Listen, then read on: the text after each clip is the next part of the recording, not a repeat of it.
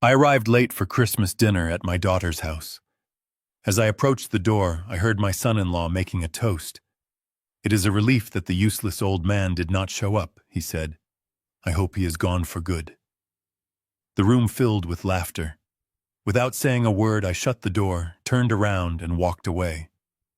An hour later, their perfect Christmas celebration turned into a financial nightmare.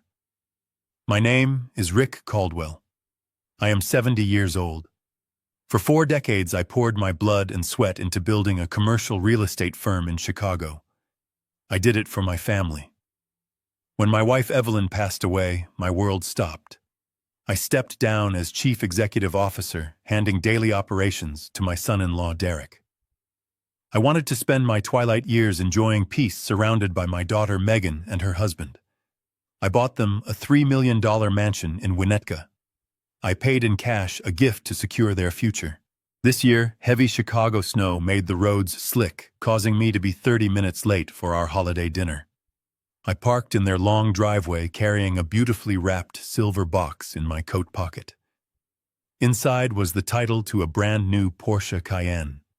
I bought it as a surprise bonus for Derek, thanking him for taking the reins of the company.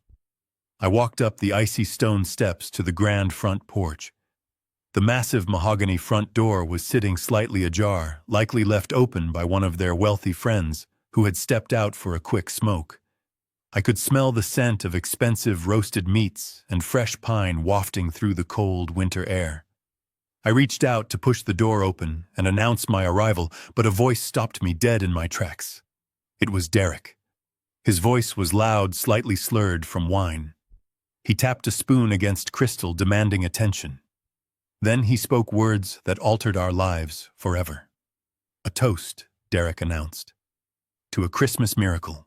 It is a relief that the useless old man did not show up. I hope he is gone for good, so we do not have to keep pretending to care about his rambling stories." I stood frozen. The biting winter wind was nothing compared to the ice filling my veins. But the true heartbreak, the moment that shattered my soul, was not Derek's words. It was the sound that followed. The dining room erupted in laughter. Cutting through the noise was a high, melodic laugh I would recognize anywhere. It was Megan, my daughter, the little girl I used to carry on my shoulders. She was laughing, clinking her glass with the man who wished for my death. If you are just starting to watch this story, now take a deep breath, because what I am about to tell you is something I never imagined would happen under a roof that I paid for. If you have ever been betrayed by the people you sacrificed everything for, please hit the like button right now. And tell me in the comments where you are watching this video from and what time it is there right now. It brings a little warmth to this old man's heart to know which corner of the world is listening to me. What would you do in my shoes? Would you kick the door down? Would you storm into the dining room and scream at them? Leave a comment and let me know. But let me tell you what I did. When you have spent 40 years swimming with absolute sharks in the corporate world, you learn a vital lesson. Anger makes you reckless. Silence makes you dangerous. I did not burst through the door. I did not shed a single tear. I reached out, grabbed the heavy brass handle, and gently pulled the door shut until I heard the latch click. I locked their cruel laughter inside. I turned my back to the warm glow of the house and walked down the frozen driveway toward my car. I sat in the driver's seat, listening to the quiet hum of the engine. I reached into my coat pocket and pulled out the silver gift box. I untied the red velvet ribbon. I pulled out the crisp legal title to the Porsche. Slowly and methodically, I tore the thick paper right down the middle. Then I stacked the halves and tore them again. I rolled down my window and let the harsh Chicago wind carry the shredded pieces of paper away into the dark, snowy night. Next, I reached for my phone. My hands were not shaking. My mind was completely clear. I dialed the private concierge number for my bank. The representative answered on the second ring.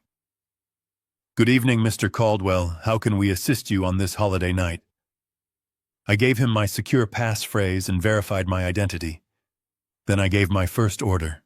I need you to immediately freeze and permanently cancel the 2 Black Centurion credit cards issued to Megan and Derek Lawson. The banker paused, typing on his keyboard. Certainly, sir. May I ask if there has been fraudulent activity on these accounts? I looked out the windshield at the mansion, my eyes narrowing. Yes, I replied. A massive, unforgivable fraud. Cut the lines instantly. Decline all pending charges.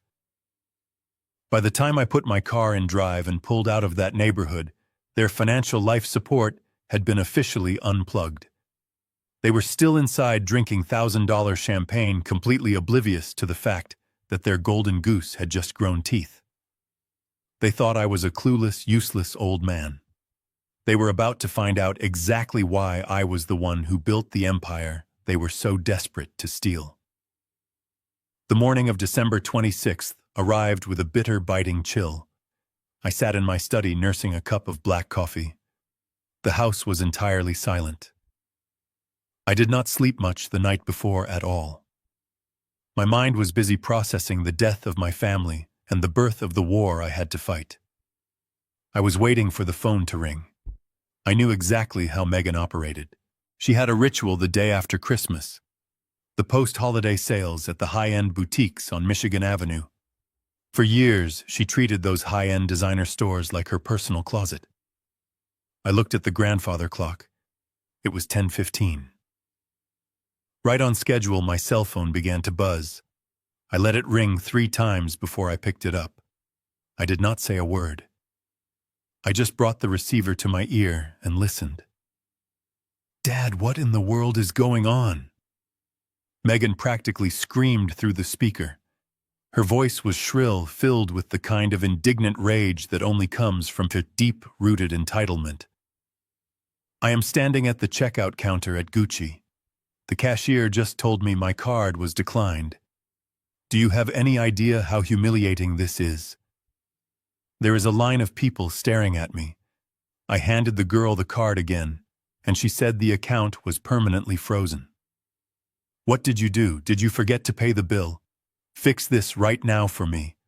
I am not leaving this store without these bags. I took a slow sip of my coffee. I pictured my daughter throwing a temper tantrum in the middle of a luxury store because my money had dried up. She did not ask where I was the night before. She did not ask if I had been in an accident on the icy roads. Her only concern was the plastic card. I set my coffee mug down on the heavy wooden coaster. I cleared my throat slowly. It is a relief that the useless old man did not show up. I said, my voice steady and low. I hope he is gone for good, so we do not have to keep pretending. The line went completely dead. For a long, agonizing moment, there was nothing but the faint sound of the boutique background music. I could hear Megan's sharp intake of breath. She was caught. She knew exactly what I was repeating to her. I waited for the apology. A part of me still hoped she would break down and cry. I hoped she would beg for my forgiveness and admit she was wrong. But the silence stretched on, and when she finally spoke, there was no remorse in her voice. There was only defense. Dad, you are being completely ridiculous and overly sensitive, Megan said, her tone shifting to irritation. Were you spying on us? You stood outside the door and eavesdropped on your own family. That is incredibly intrusive. Derek was just making a joke. You are blowing it totally out of proportion. You have no idea what we are dealing with right now. You just sit in your quiet house all day while Derek is killing himself trying to keep your company afloat. He is carrying your burden. You left him with a massive mess. Do you know that the fourth quarter company profits are dropping drastically? Derek is under an immense amount of stress trying to fix the problems you left behind. He had a little too much wine and vented his frustration. And your reaction is to cut off your own daughter's credit card. You are acting crazy and completely unreasonable. I listened to her words carefully. Every syllable was a calculated attempt to manipulate my emotions and gaslight me into believing I was the villain. But it was the lie about the company that made the hair on the back of my neck stand up. I built a commercial leasing empire from the ground up. My business model was completely bulletproof. We leased massive office spaces. Every single contract we had was locked in for a 10-year minimum term, with guaranteed rent escalations built into the clauses. Our occupancy rate was at 98%. The operating costs were fixed. It was a machine designed to generate steady, predictable cash flow. Profits do not drop drastically in the fourth quarter in a business model like mine. It is mathematically impossible unless someone was stealing from the inside. My gut clenched. Derek was not just disrespectful. He was draining the company dry, and my daughter was covering for him. I realized then that if I challenged them now, they would panic. They would destroy evidence and cover their tracks. I needed time to build my trap. I needed to become the clueless old man they thought I was. I let out a long sigh, practicing the sound of an elderly father who was confused and easily manipulated. "Oh, Megan," I murmured, letting my voice waver. "I am so sorry. I guess I just misunderstood. My hearing is not what it used to be, and I felt so hurt standing out there in the cold. I had no idea Derek was under so much pressure at the office. I suppose I am just losing my touch. Please forgive a foolish old man. Do not worry about the bags. I will call the bank right now and authorize a temporary limit of $2,000 so you can finish your shopping. I will sort out the rest of the accounts on Monday. I love you, sweetheart." I hung up the phone before she could speak another word. The trap was set. They thought they had won this little battle, but the war for my legacy had only just begun today. The very next morning, I packed a single leather duffel bag. I called Megan, keeping my voice light and slightly weak, playing the role of the exhausted, declining patriarch to absolute perfection. I told her the winter cold was aggravating my joints, and that the recent stress had been too much for my aging brain to handle. I explained that I was taking a last-minute flight down to a quiet golf resort in Florida to rest for a few weeks. I promised I would stay out of their hair, so Derek could focus on his important work at the firm. Megan sounded genuinely thrilled. She told me to take all the time I needed, her voice dripping with that fake, sugary sweetness that now made my stomach turn. She even offered to have Derek arrange an airport car for me, which I politely declined. I needed them to believe I was thousands of miles away, completely disconnected from the reality of my own business. I did drive to the international airport just in case they were tracking my vehicle. I parked my luxury sedan in the long-term lot, walked into the busy terminal, and bought a cup of black coffee. I waited exactly 1 hour. Then I walked right back out, hailed a standard yellow cab, and gave the driver an address in a quiet, forgotten suburb of Chicago. I was not going to sunny Florida. I was going to war, and to fight a war, you need a secure, forward operating base. The cab dropped me off at a crumbling 2-story roadside motel just off the interstate highway. It was the kind of place that still used physical metal keys and had a neon sign with half the letters completely burnt out. I walked into the dimly lit lobby, handed the tired clerk a wad of cash, and booked a room under a false name for 2 full weeks. Room number 112. It smelled of stale cigarette smoke and cheap industrial pine cleaner. The wallpaper was peeling at the corners, and the mattress felt like a slab of solid concrete. It was a massive departure from my custom-built estate with its heated floors and imported Italian marble. But I did not care. The stark contrast between my actual millions and this dingy, depressing little room only fueled the cold, hard anger burning inside my chest.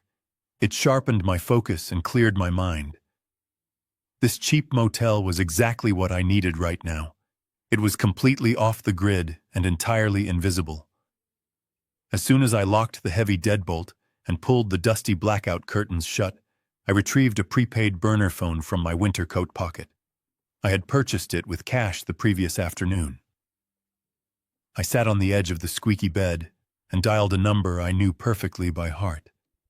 It was the direct, secure line to my longtime attorney and closest confidant, Ben Foster. Ben was a ruthless, brilliant corporate lawyer who had helped me navigate the treacherous waters of Chicago real estate for over 30 years. He picked up on the very first ring. "Ben, It is Rick, I said quietly into the receiver. Rick. Ben replied, his voice thick with genuine confusion. I thought you were supposed to be on a plane to Miami right now. Your daughter just called my office asking if I needed anything signed before you went completely off the grid. I am not in Florida, Ben. I am sitting in a dirty roach motel 30 miles outside the city, I told him, my voice turning to absolute steel. Listen to me carefully. Something is profoundly wrong at the company. Derek is bleeding the accounts dry, and I believe Megan is helping him cover his tracks. They think I am losing my mind. They think I am out of the picture. I need you to assemble a covert forensic accounting team immediately. I want the absolute best people you have, the ones who do not ask questions and do not leave digital footprints behind. There was a heavy pause on the other end of the line. Ben was a seasoned professional. He did not waste time with shock or unnecessary pity. Understood, he said simply. What exactly are we looking for? I want a complete shadow audit of every single transaction Derek has authorized. Since I stepped down, I instructed.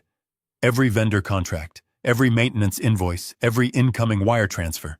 I want to know where every single dime has gone. And Derek cannot know about this. If he gets even a slight whiff that we are looking into the books, he will panic and start shredding sensitive documents.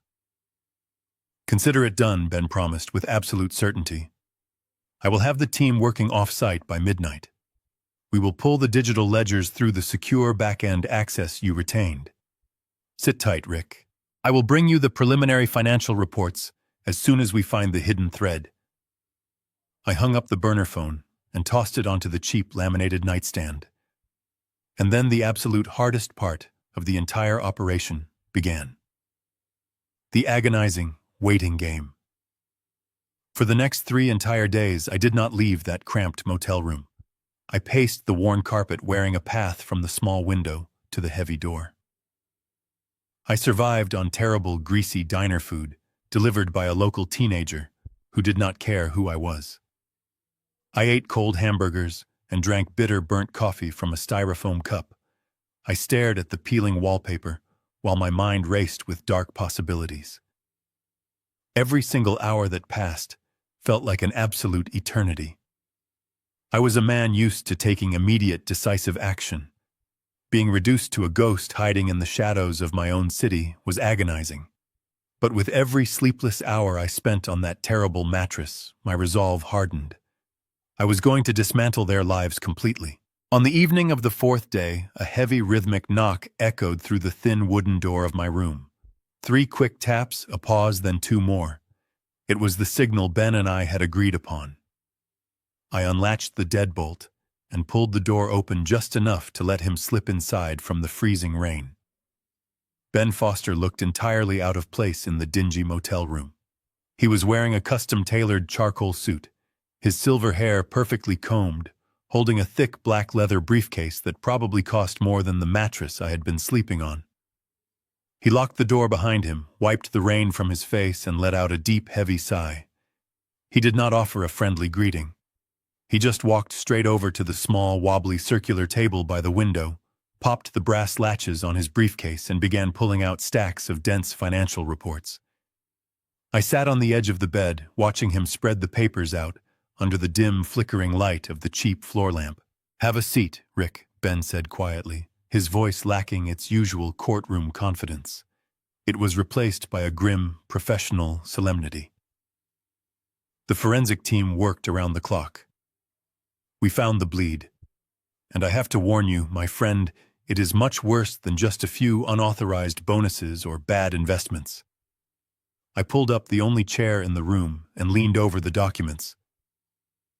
"Talk to me, Ben," I demanded. "Where is my money going?" Ben pointed a manicured finger at a spreadsheet filled with hundreds of line items. He tapped on a specific column labeled Operational Expenses. "Your 4th quarter profits did not just drop because of market fluctuations, Rick. They plummeted because your son-in-law has been systematically draining the accounts through aggressive, fabricated vendor payouts. Specifically, he has been authorizing massive, unprecedented payments for building maintenance across your entire portfolio of commercial properties. I frowned, studying the numbers. I have always employed an incredible in-house maintenance team, I said. We handle plumbing, electrical, and structural issues internally to keep costs down. It has been that way for 30 years. Not anymore, Ben replied. 3 months ago, Derek quietly fired your lead contractor. He then outsourced all maintenance and emergency repair contracts to a single external vendor. Ben slid a glossy printed invoice across the table. It was stamped with a generic, uninspired logo. Apex Facility Solutions. I stared at the paper.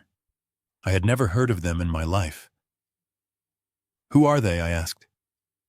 Ben adjusted his glasses. That is exactly what my forensic team wanted to know. When they looked closely at the invoices, Apex was submitting the numbers made absolutely no sense. Routine heating and ventilation inspections that normally cost your company $800 were being billed at $3,500. Basic landscaping and snow removal fees were marked up by over 300% above the standard Chicago market rate.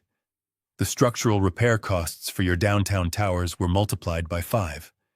Your company was blindly paying these inflated invoices without a single question asked, directly approved by the acting chief executive officer.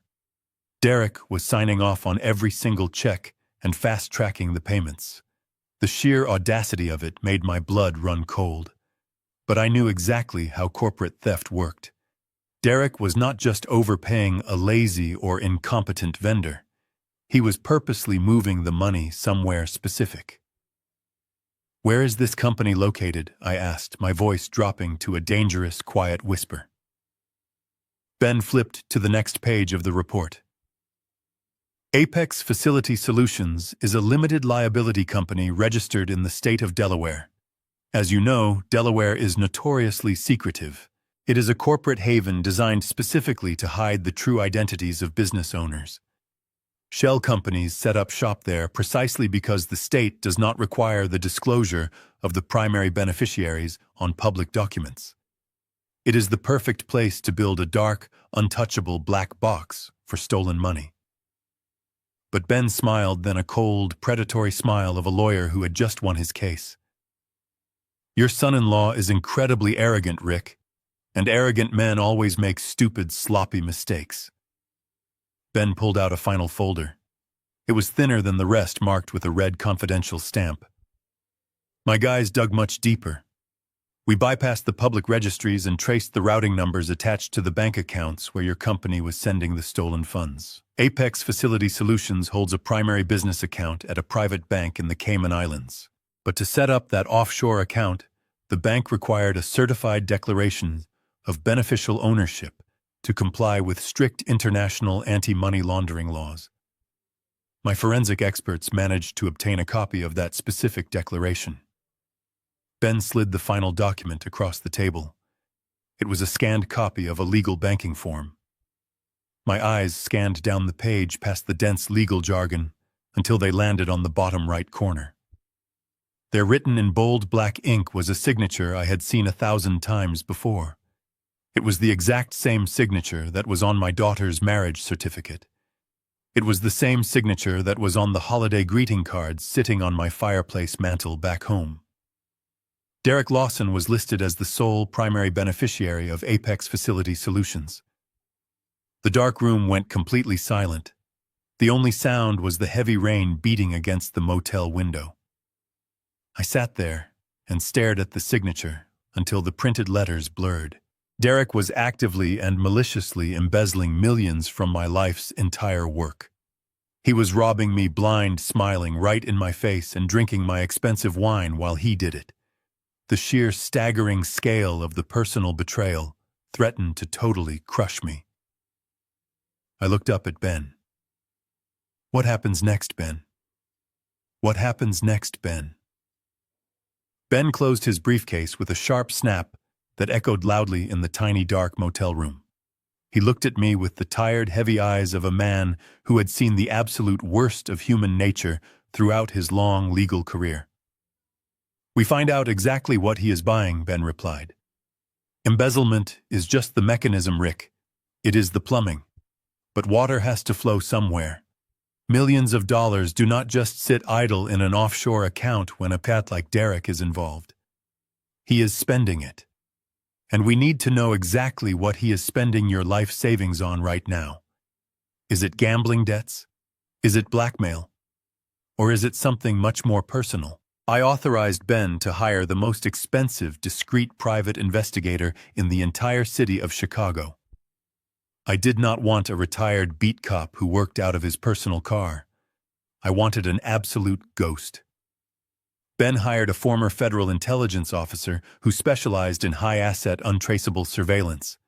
For the next 48 agonizing hours, I remained completely trapped in my depressing, dimly lit motel room. I spent my time pacing the worn carpet, staring blankly at the stained ceiling, and waiting for the private investigator to do his job. I tried desperately to imagine what Derek was actually doing with the stolen funds. I pictured him making terrible, risky real estate investments, or perhaps funneling the money into a secret, failing tech startup. I tried hard to rationalize the theft as an act of pure, unadulterated corporate greed.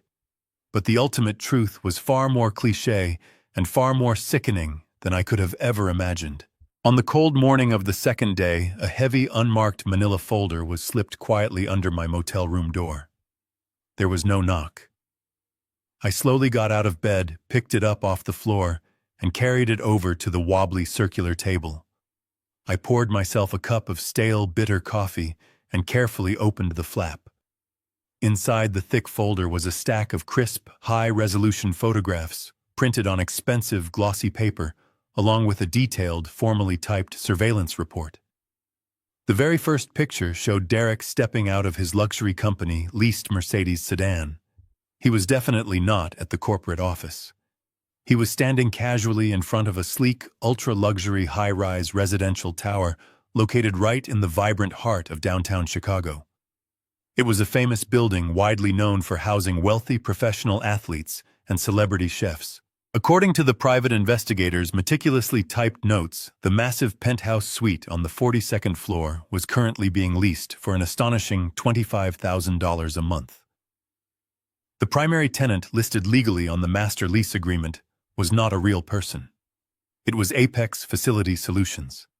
My stolen maintenance funds were directly paying the rent on a billionaire playground in the sky. I flipped slowly to the next photograph, and my stomach instantly dropped. It was a perfectly clear picture of Derek walking confidently into the grand marble lobby of the glass tower. His right arm was wrapped tightly and intimately around the slender waist of a young woman.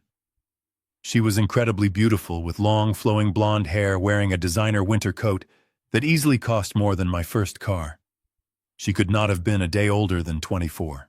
The next photo showed them sitting closely at an exclusive, dimly lit restaurant, sharing a very expensive bottle of wine and laughing together.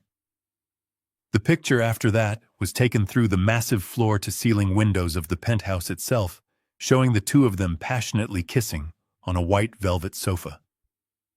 The investigator had successfully documented a full-blown, unapologetic romantic affair. I sat back heavily in my cheap plastic chair and let the disgusting, bitter reality wash entirely over me. Derek was not just a greedy corporate thief. He was a complete and utter moral failure.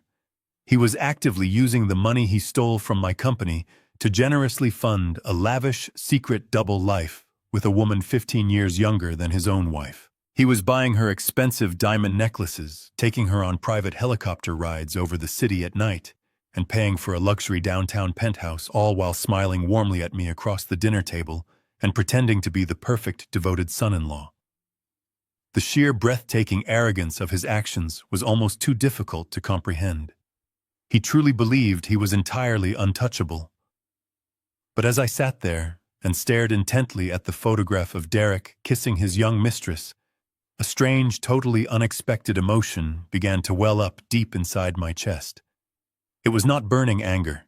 It was a profound, crushing sense of sadness. I thought immediately about my daughter Megan. I thought about her sharp, defensive tone on the phone when her credit card was embarrassingly declined.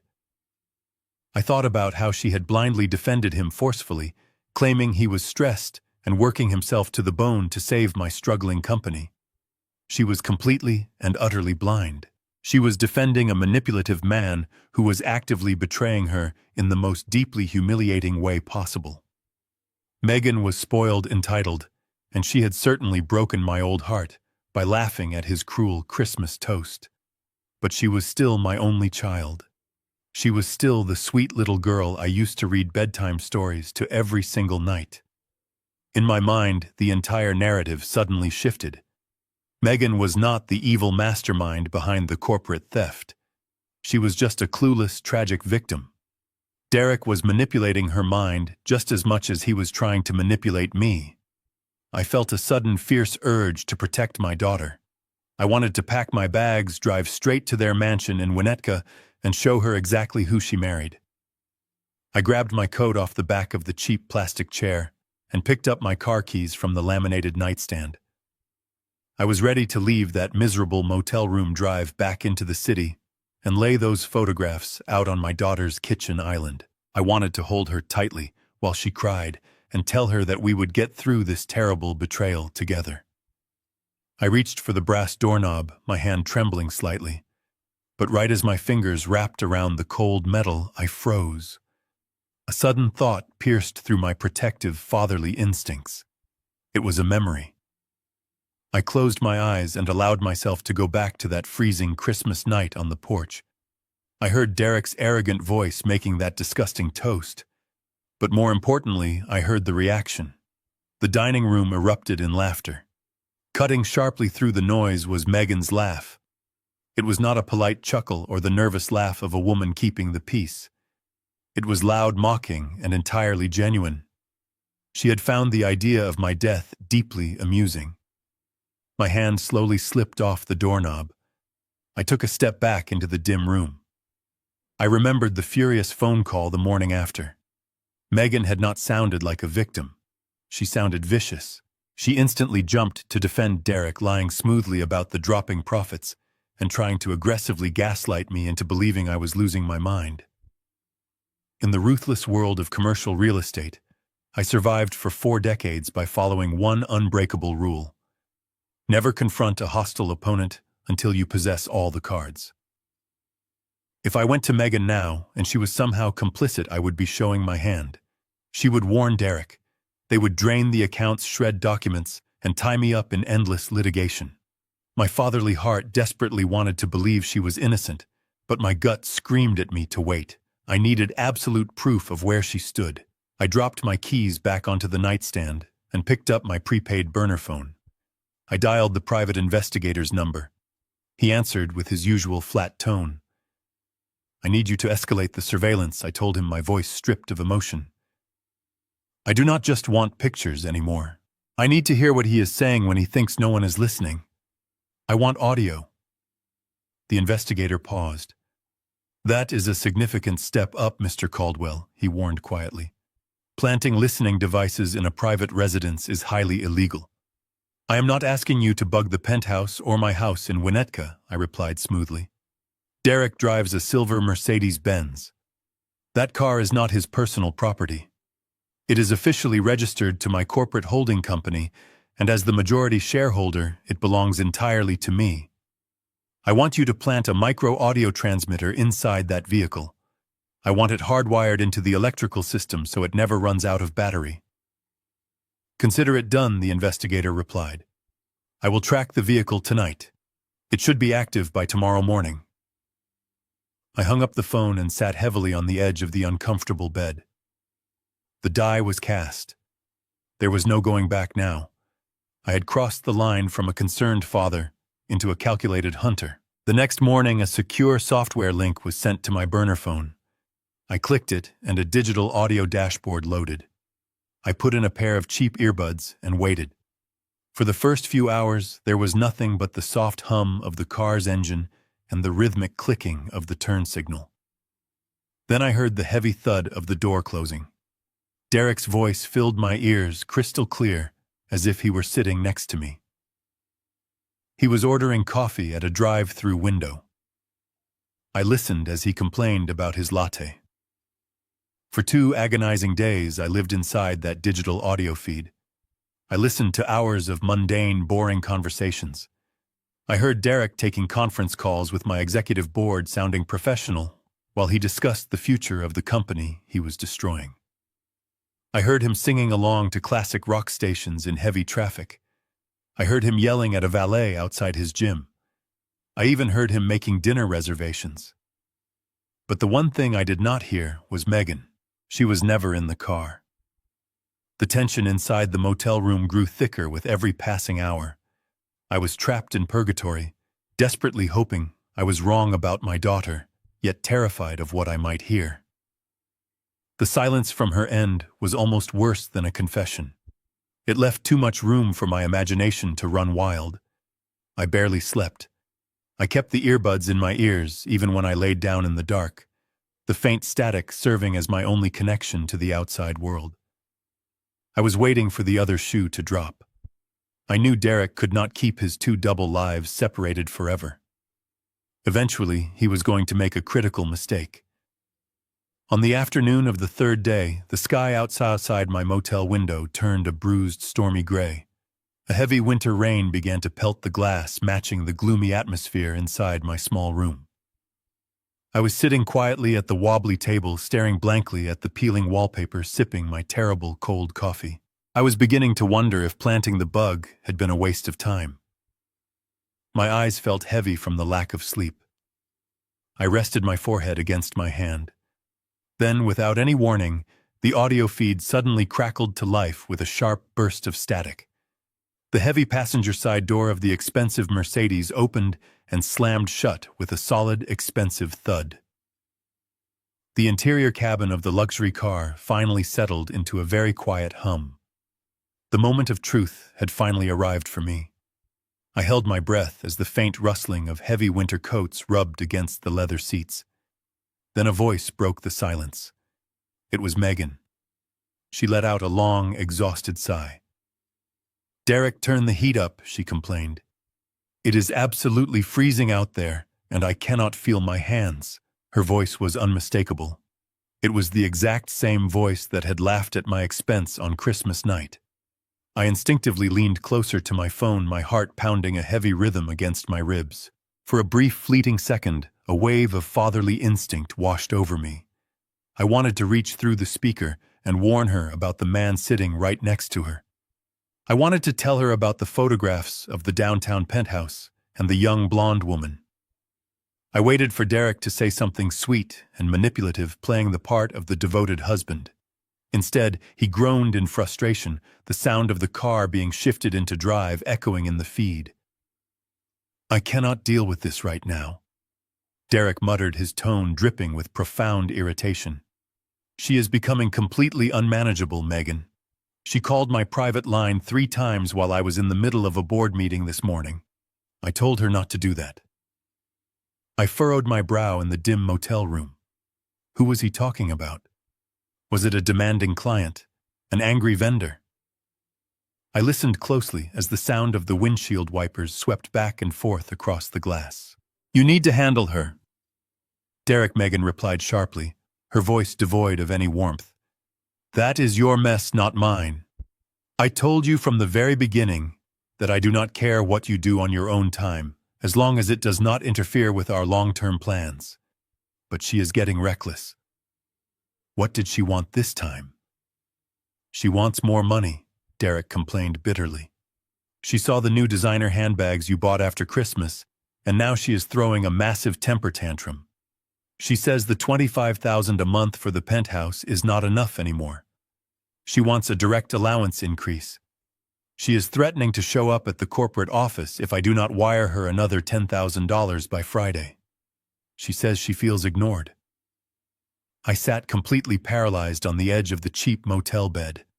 The air in my lungs turned to solid ice. There was absolutely no mistaking the context of this conversation. Derek was openly complaining to my daughter about his mistress. He was discussing the expensive penthouse I was unknowingly paying for. I braced myself, waiting for Megan to scream. I waited for her to slap him across the face, to demand a divorce, to break down in agonizing tears of ultimate betrayal. Any normal wife would have completely destroyed the interior of that car upon hearing her husband whine about his demanding young lover. But my daughter did not scream. She did not cry. She let out a short, cynical laugh that sounded like nails scraping against a chalkboard. "Oh, poor baby," Megan mocked coldly. "Are the consequences of your own actions finally catching up with you? Listen to me very carefully, Derek. You chose to set up a playground in the city so you deal with the absolute headache that comes with it. Give her the extra $10,000. Take it out of the inflated maintenance budget you pulled from my father's accounts last week. Do whatever you have to do to keep her satisfied and completely out of sight." "But she is getting too greedy," Derek argued, sounding genuinely stressed. "If we keep draining the corporate accounts to keep her quiet, your father might eventually notice the discrepancies." Megan scoffed loudly. "My father is not going to notice anything," she said, with absolute chilling confidence. "He is a tired, clueless old man who is too busy playing golf in Florida to look at a single spreadsheet. Besides, we are almost at the finish line. Just keep her quiet for 3 more months until we finalize the medical paperwork. Once that is done, the entire estate is ours. Then you can have all the fun you want, and I never have to pretend to care about him ever again. If you think a cheating son-in-law is bad, wait until you hear what your own flesh and blood is capable of. Hit that like button if your jaw is dropping, because mine hit the floor." Let me pause here for a moment. Have you ever experienced a shock so profound that your brain physically stops processing reality? That is exactly what happened to me. I reached up and pulled the cheap earbuds from my ears. My hands were violently shaking. I dropped the burner phone onto the wobbly table and stared blankly at the peeling wallpaper of the motel room. The bitter coffee in my stomach suddenly felt like toxic acid. Megan knew. She knew everything. She was not a victim. She was not a poor, naive wife being lied to by a master manipulator. She was the architect. She was a willing and active participant in the systematic theft of my life's work. She was entirely fine with her husband sleeping with another woman in a luxury penthouse as long as the stolen money kept flowing into her own pockets. My daughter, the little girl I had spent my entire life trying to protect and provide for, had looked me right in the eyes with a sweet smile while she plotted my ultimate demise. The words she spoke echoed relentlessly in my mind. "Until we finalize the medical paperwork."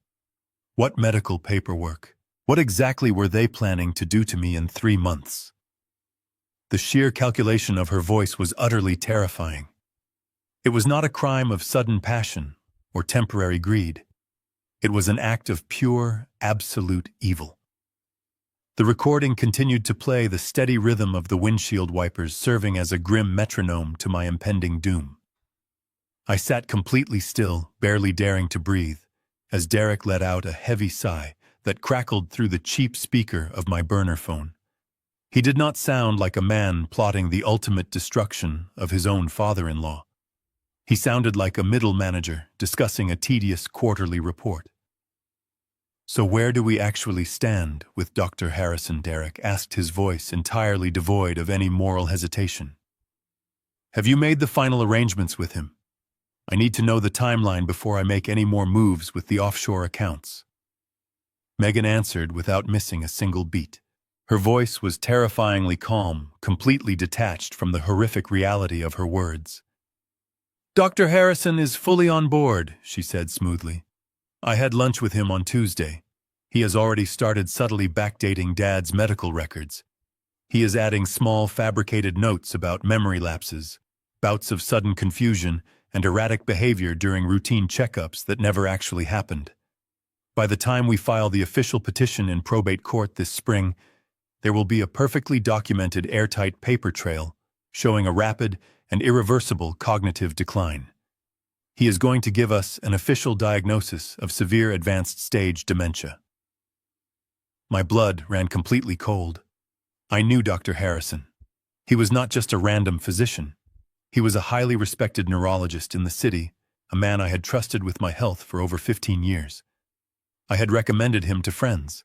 I had donated to his medical charity, And now, for whatever dark and greedy reason, he was actively conspiring with my own daughter to completely erase my existence. I listened paralyzed as the conversation in the car delved into the legal mechanics of my destruction. Derek sounded genuinely impressed, and Harrison is absolutely certain the courts will not question the diagnosis he asked. Megan laughed, a sharp, dismissive sound that cut me right to the bone. "Why would they question it?" she replied mockingly.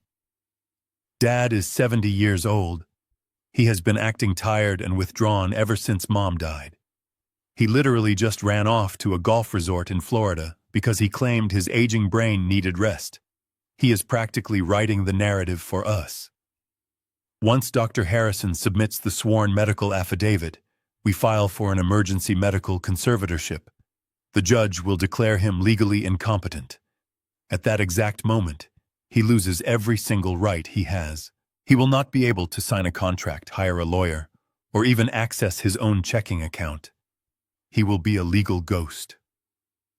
I squeezed my eyes shut, the sheer staggering magnitude of their plot crushing my chest. They were not just stealing my company. They were going to steal my freedom. They were going to strip away my basic human rights and reduce me to the legal status of an infant. But the absolute worst part was yet to come. Derek shifted in his seat, the leather creaking loudly over the audio feed. "So what happens to him after the judge signs the order?" Derek asked. "We cannot just keep him in his house. He might try to talk to someone or wander off." Megan did not hesitate. Her response was so incredibly cold, it defied human nature. "We are not keeping him at home," she stated firmly.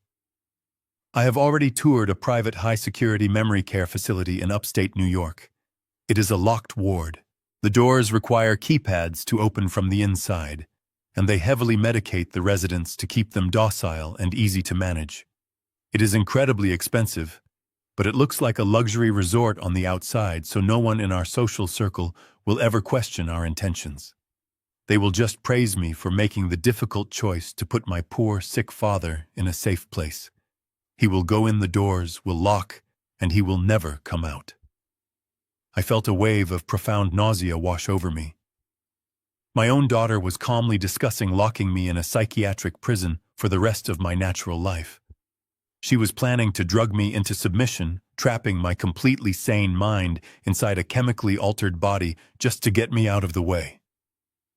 I grasped the edge of the wobbly table to keep myself from falling out of the chair. Why? Why go to such extreme diabolical lengths? The answer came just a few seconds later. Once he is officially locked away and declared fully incapacitated, the clauses of the family trust are automatically triggered. Megan explained, her voice practically vibrating with raw greed. The $25 million sitting in the investment accounts will immediately transfer to my complete control as his only living heir and legal guardian. We can dissolve the real estate company, sell off the commercial properties, and liquidate the offshore accounts. The money becomes entirely ours, free and clear, without any oversight. The audio feed faded into the mindless hum of the engine, but I could no longer hear it. I slowly pulled the cheap earbuds away and dropped them. I sat completely frozen in the suffocating silence of the motel room, entirely alone. The dark shadows on the walls seemed to twist violently around me. I had built a $25 million fortress to protect my family, and they were using it as the very weapon to bury me alive. They would strip me of my dignity, my wealth, and my freedom. They wanted me heavily medicated in a locked room until I took my final breath. This was not just a simple financial crime. It was a deliberate, cold-blooded execution of my life. I stared blankly at the dark screen of the cheap burner phone. I was now staring straight into the abyss. The suffocating silence of that cheap motel room pressed down on my shoulders with the crushing weight of a collapsed building.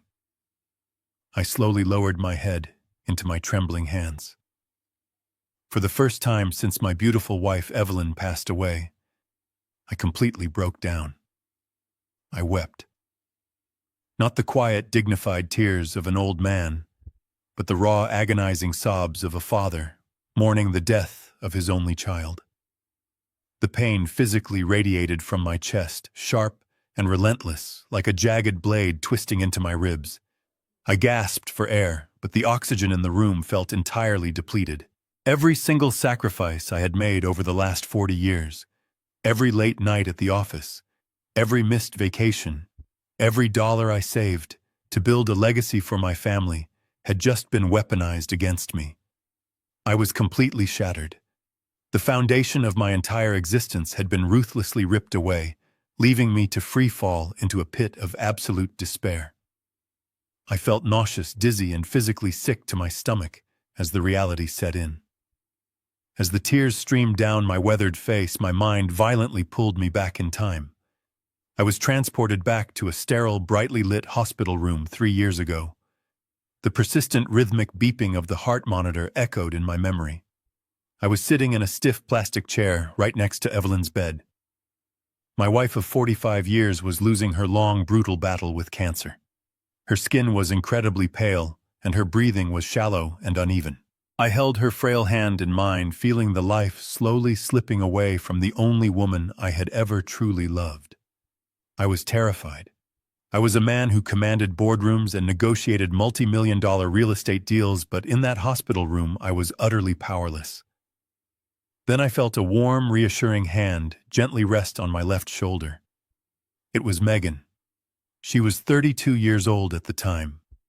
She knelt down beside my chair, wrapped her arms tightly around my neck, and rested her tear-stained cheek against my face.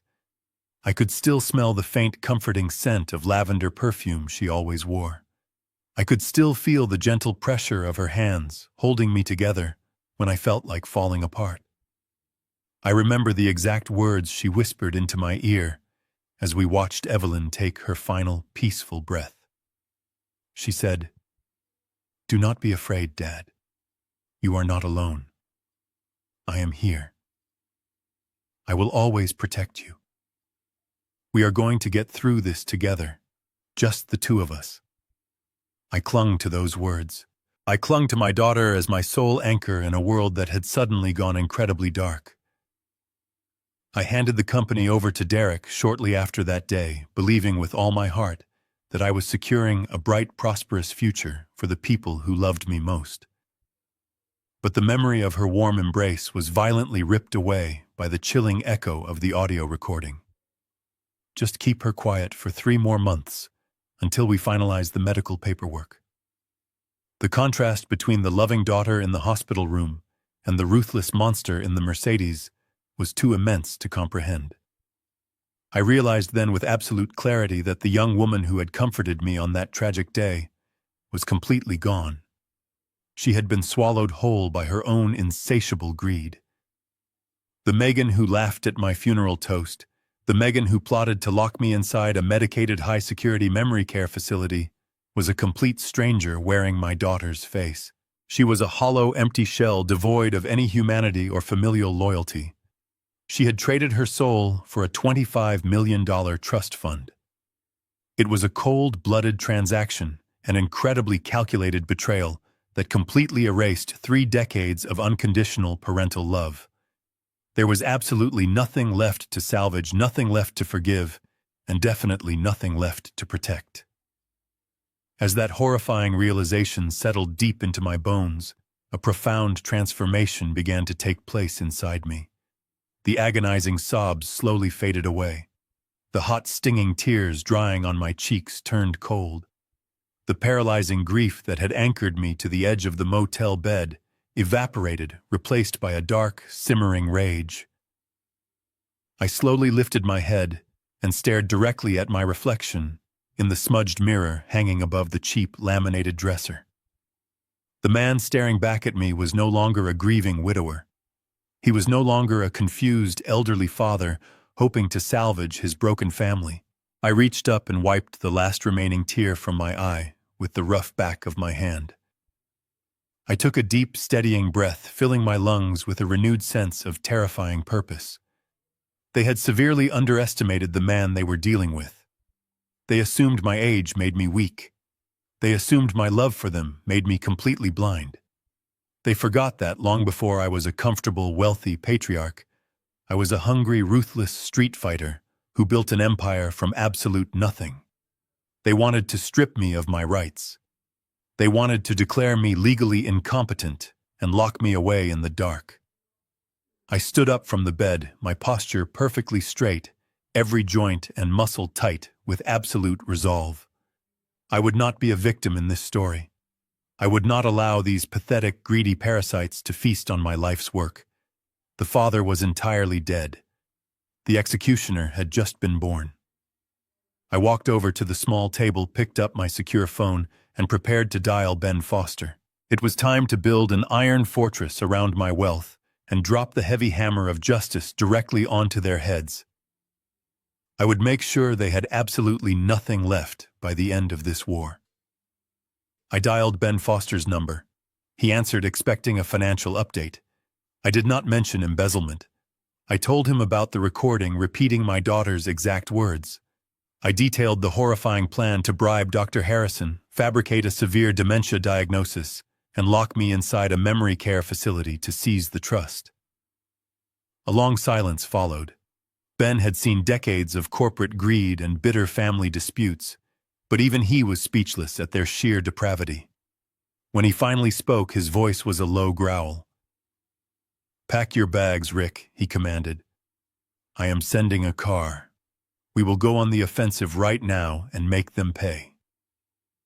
Within 2 hours, I sat inside Ben's heavily secured downtown office overlooking the freezing Chicago River.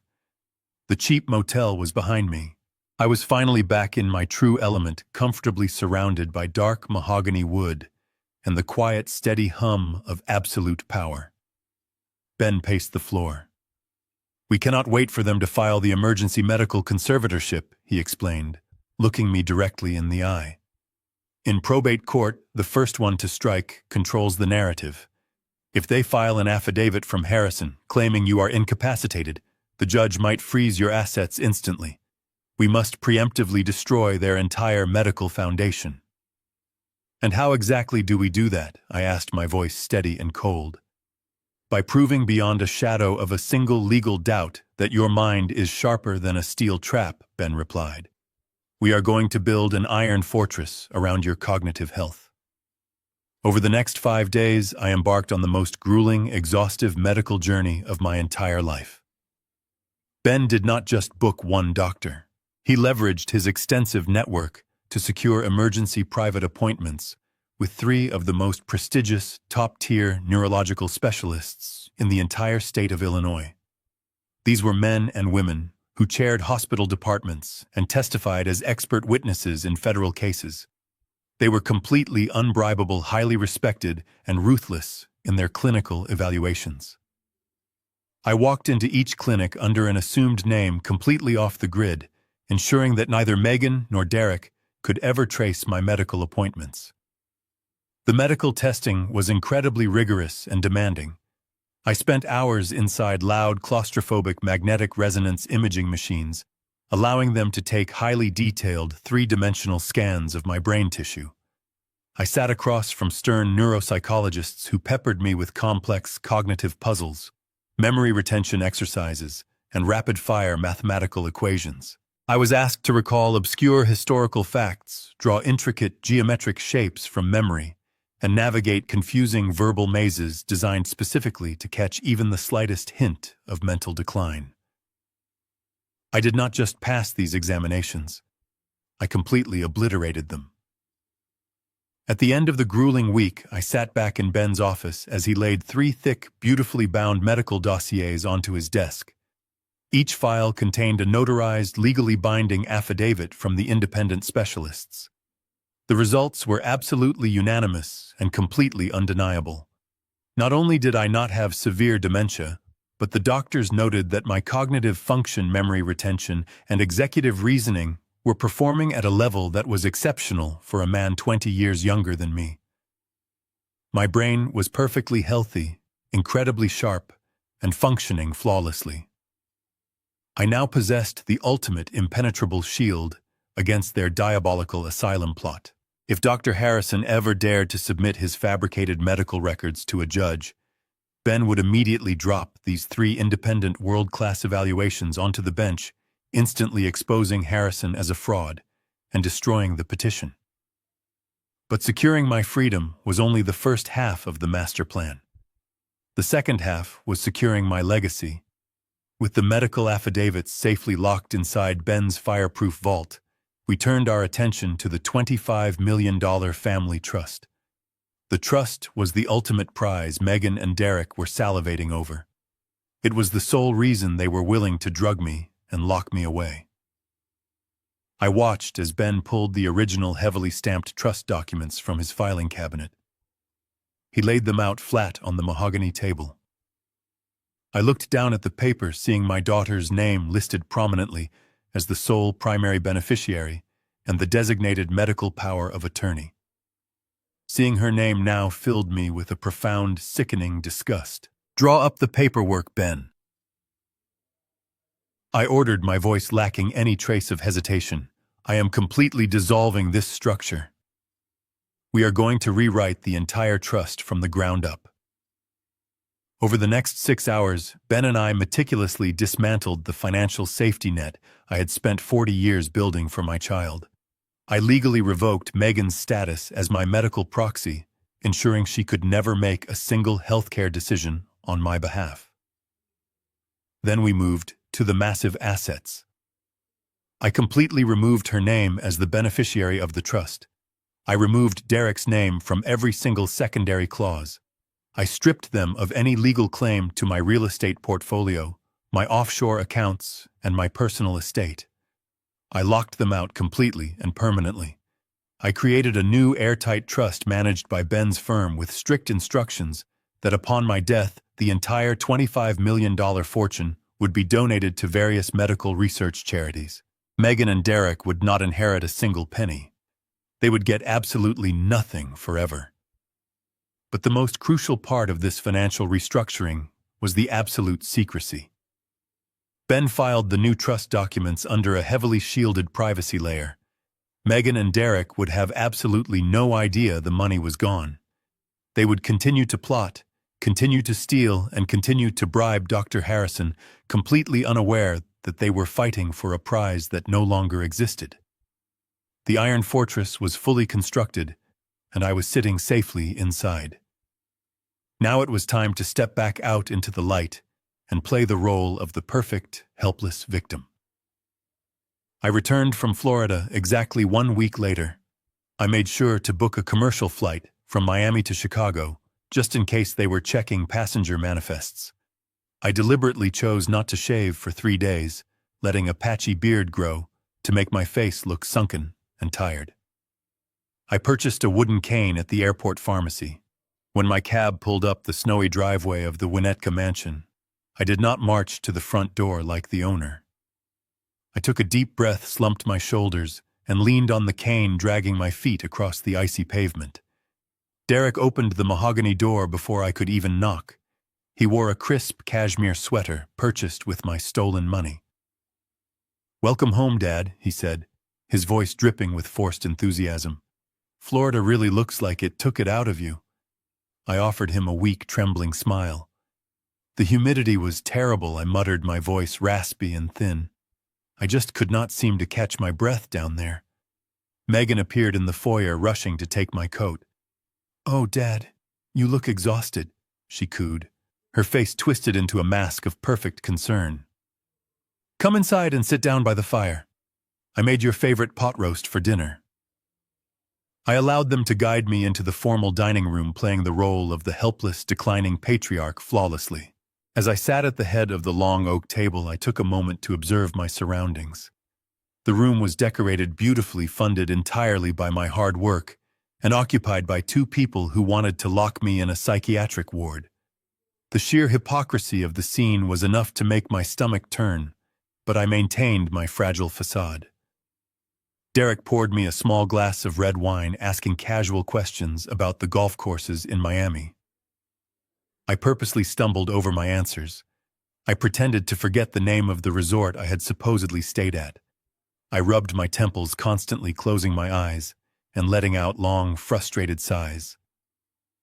I am sorry, Derek, I mumbled, staring blankly at my plate. My memory has been so terribly foggy lately. I just cannot seem to hold on to the details anymore. Megan reached across the table and patted my hand affectionately. Her touch, which once brought me so much comfort, now felt like the cold, slimy scales of a venomous snake. "It is okay, Dad," she whispered softly. "You are just getting older. That is why we are here to help you manage everything. You do not have to worry about the heavy lifting anymore." I nodded gratefully, swallowing a piece of dry meat that tasted like ashes in my mouth. Inside my perfectly healthy, razor-sharp mind, I was analyzing every single micro-expression on their faces. I could see the hidden, greedy gleam in my daughter's eyes. I could see the arrogant smirk tugging at the corner of Derek's mouth. They thought they were watching a great oak tree slowly wither and die, completely unaware that the roots beneath the soil were already wrapping around their throats. As the dinner plates were cleared away by the housekeeper, the real performance began. Megan walked over to the antique sideboard and retrieved a sleek leather folder. She brought it back to the table and laid it gently in front of me, smoothing the edges with her manicured fingers. "Dad, before you go upstairs to rest, Derek needs a quick favor," she said, her tone light and entirely casual. "With the end of the year approaching, the accounting department needs your signature on a few standard tax documents to finalize the corporate filings. It is just routine paperwork, nothing to worry your tired head about." I looked down at the documents. To the untrained eye of a declining old man, they looked like standard tax disclosures. But I had spent 40 years reading complex legal contracts. I recognized the specific layout, the dense legal jargon, and the notary stamps positioned at the bottom. This was not a tax document. It was a preliminary medical power of attorney transfer. It was the crucial first step they needed to establish legal dominance over my healthcare decisions before Dr. Harrison submitted his fake diagnosis to the judge. They were slipping the noose around my neck while offering me a warm cup of tea. I reached into my shirt pocket and pulled out my reading glasses, letting my hands shake violently as I put them on my face. "These letters are so incredibly small," I complained, squinting hard at the page. "Megan, my throat is terribly dry. Could you please go to the kitchen and bring me a glass of warm water with lemon?" Megan smiled sweetly, eager to accommodate her helpless victim. "Of course, Dad. I will be right back." She turned on her heel and walked through the swinging doors into the kitchen. Derek immediately pulled out his cell phone, typing a quick message, completely ignoring me. This was my only window. I reached inside the inner pocket of my suit jacket. Ben Foster had prepared a visually identical, utterly meaningless corporate document with the exact same margins and font. In one swift, fluid motion that completely betrayed my frail act, I swapped the legal power of attorney form with the useless decoy. I slipped their dangerous document into my coat just as the kitchen doors swung open. Megan returned, placing the warm water gently in front of me. "Thank you, sweetheart," I whispered, picking up the pen. I let my hand tremble dramatically as I slowly scribbled my signature at the bottom of the fake page. I pushed the folder back toward Derek. "I hope that helps the company," I said quietly. Megan picked up the folder, a triumphant, wicked smile flashing across her beautiful face. "It helps more than you will ever know, Dad," she replied. I smiled back. She had absolutely no idea. The next morning I woke up feeling a strange sense of absolute clarity. The successful sleight of hand at the dinner table was a minor victory, but it proved that my daughter and son-in-law were entirely blinded by their own arrogant greed. They were moving forward with their plan, assuming I was nothing more than a frail obstacle waiting to be legally removed. But to completely dismantle their asylum plot, I needed to neutralize their star witness. I needed to deal with Dr. Harrison.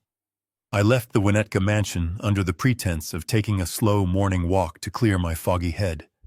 Instead, a sleek black town car was waiting for me 2 blocks down the snow-covered street. I climbed into the warm back seat where Ben Foster and my private investigator were already waiting. I handed Ben the fake power of attorney document I had successfully swapped the night before. Ben smiled, tucking it safely into his leather briefcase. "Now let us talk about the doctor," I said, looking across the seat at the investigator. "Why is a highly respected neurologist with a lucrative private practice risking his entire medical license to help my daughter commit federal fraud?" The investigator opened a thick manila folder and handed me a stack of financial printouts. "Because Dr. Harrison is completely drowning," the investigator explained in his flat, professional tone. Behind his pristine white coat and his framed medical degrees, the man has a crippling, out-of-control gambling addiction. He spends his weekends flying private to underground poker games and offshore sports betting rings. He has completely liquidated his retirement accounts, taken out 3 secret mortgages on his house, and he currently owes over $2 million to some very dangerous, unforgiving people.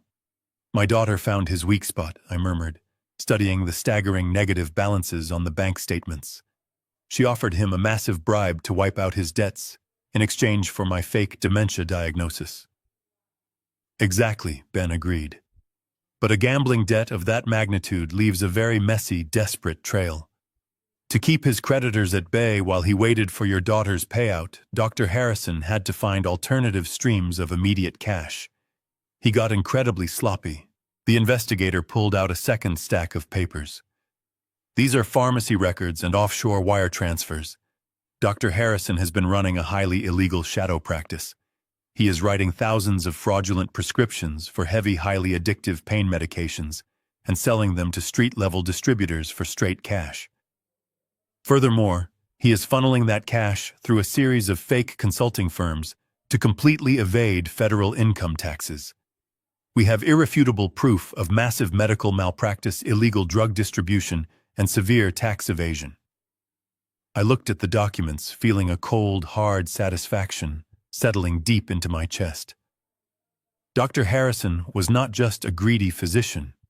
He was a desperate criminal standing right on the edge of a massive cliff. He thought my daughter was his golden parachute, his ticket to freedom from his dangerous debts. But he had absolutely no idea that I was the one currently holding the detonator to his entire life. Ben gathered the folders and placed them carefully back into his leather briefcase. "I am going to pay the good doctor a little visit this evening," Ben stated, adjusting his silk tie.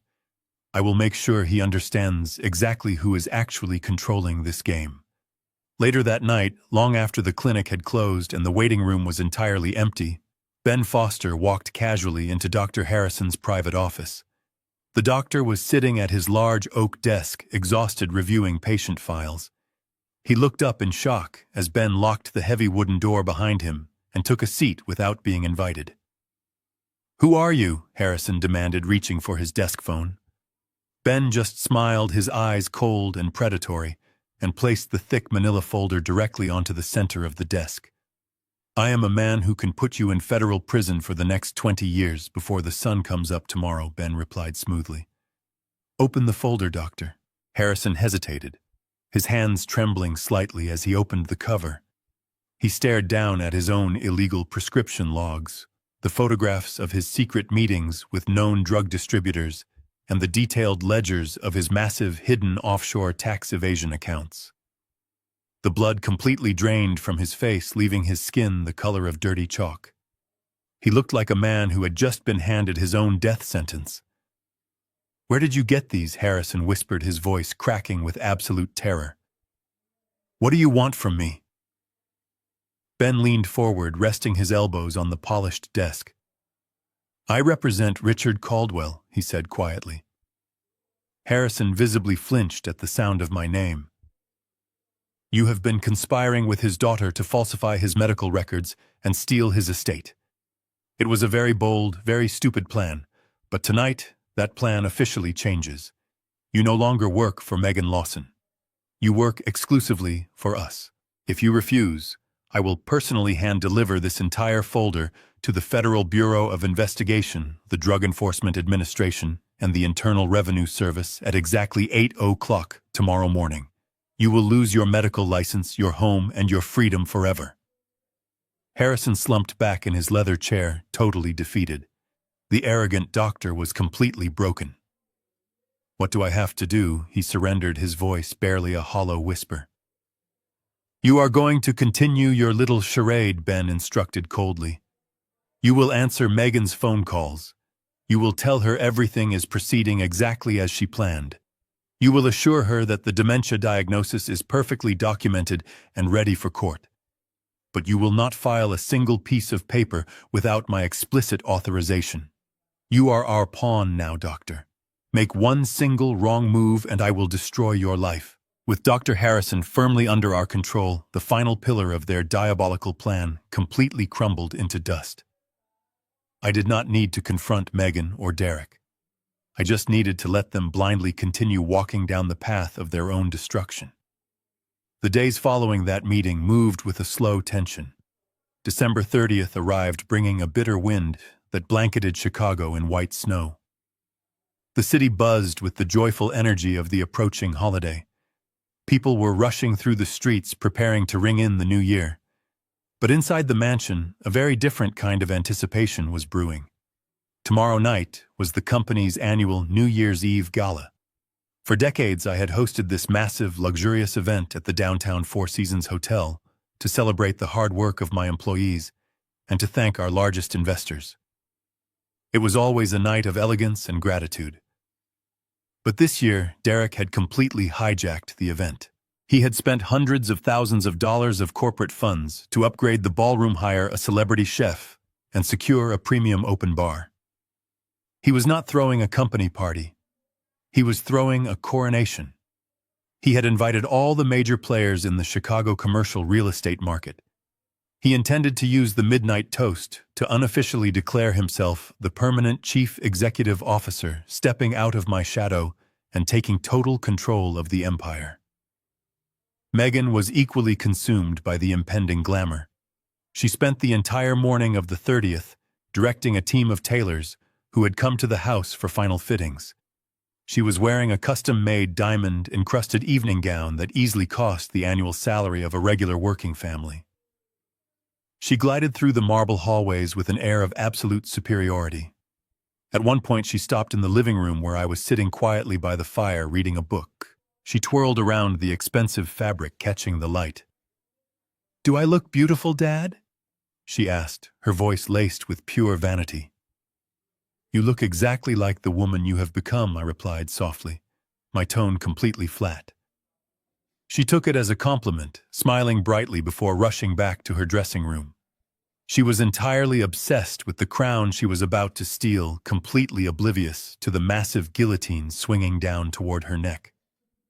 While Megan and Derek were busy playing royalty, I quietly slipped out the back door and took a private car to Ben Foster's office. The time for gathering evidence was officially over. It was time to pull the trigger.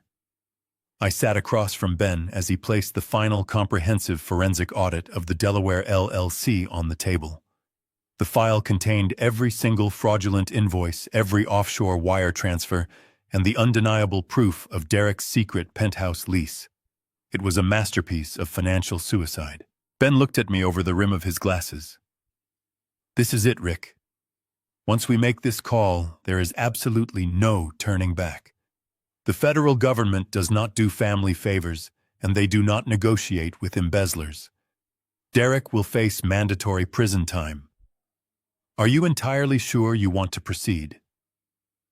I thought about the audio recording in the car. I thought about the locked ward of the memory care facility where my daughter intended to bury me alive. I did not feel a single ounce of hesitation. "Make the call, Ben." I ordered, my voice as cold as the winter air outside.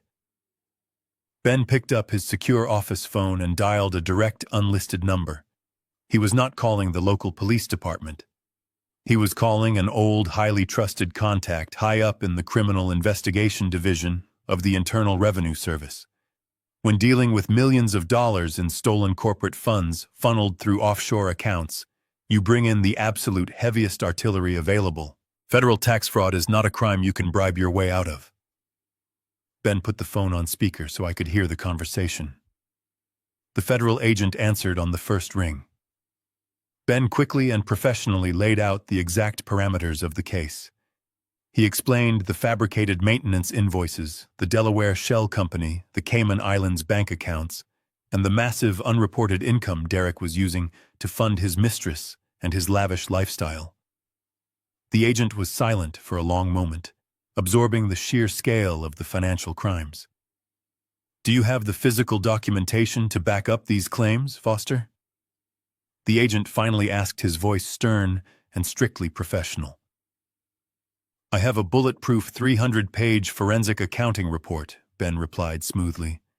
"It includes signed bank declarations, routed wire transfers, and photographic surveillance of the primary beneficiary utilizing the stolen funds. Send it through the encrypted portal immediately," the federal agent instructed. "If the evidence is as airtight as you claim, I will wake up a federal magistrate tonight. We will have warrants quietly issued before morning." The line clicked dead. Ben turned to his computer and hit the final sequence of keys, transmitting the massive digital file directly to the federal authorities. I sat back in the heavy leather chair, letting out a long, slow breath.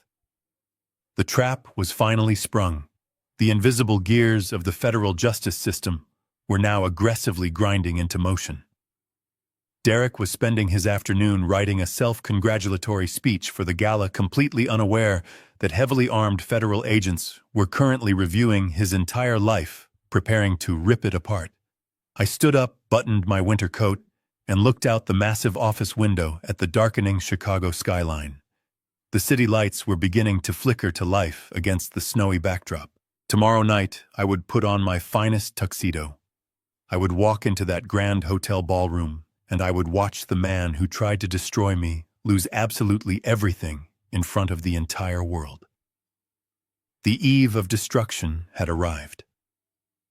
The Four Seasons Hotel in downtown Chicago was a monument to absolute luxury, and on New Year's Eve it became the exclusive playground of the city elite. I stood outside the heavy glass doors for a brief moment, feeling the sharp, biting chill of the winter wind off Lake Michigan, before handing my coat to the valet and stepping into the magnificent lobby.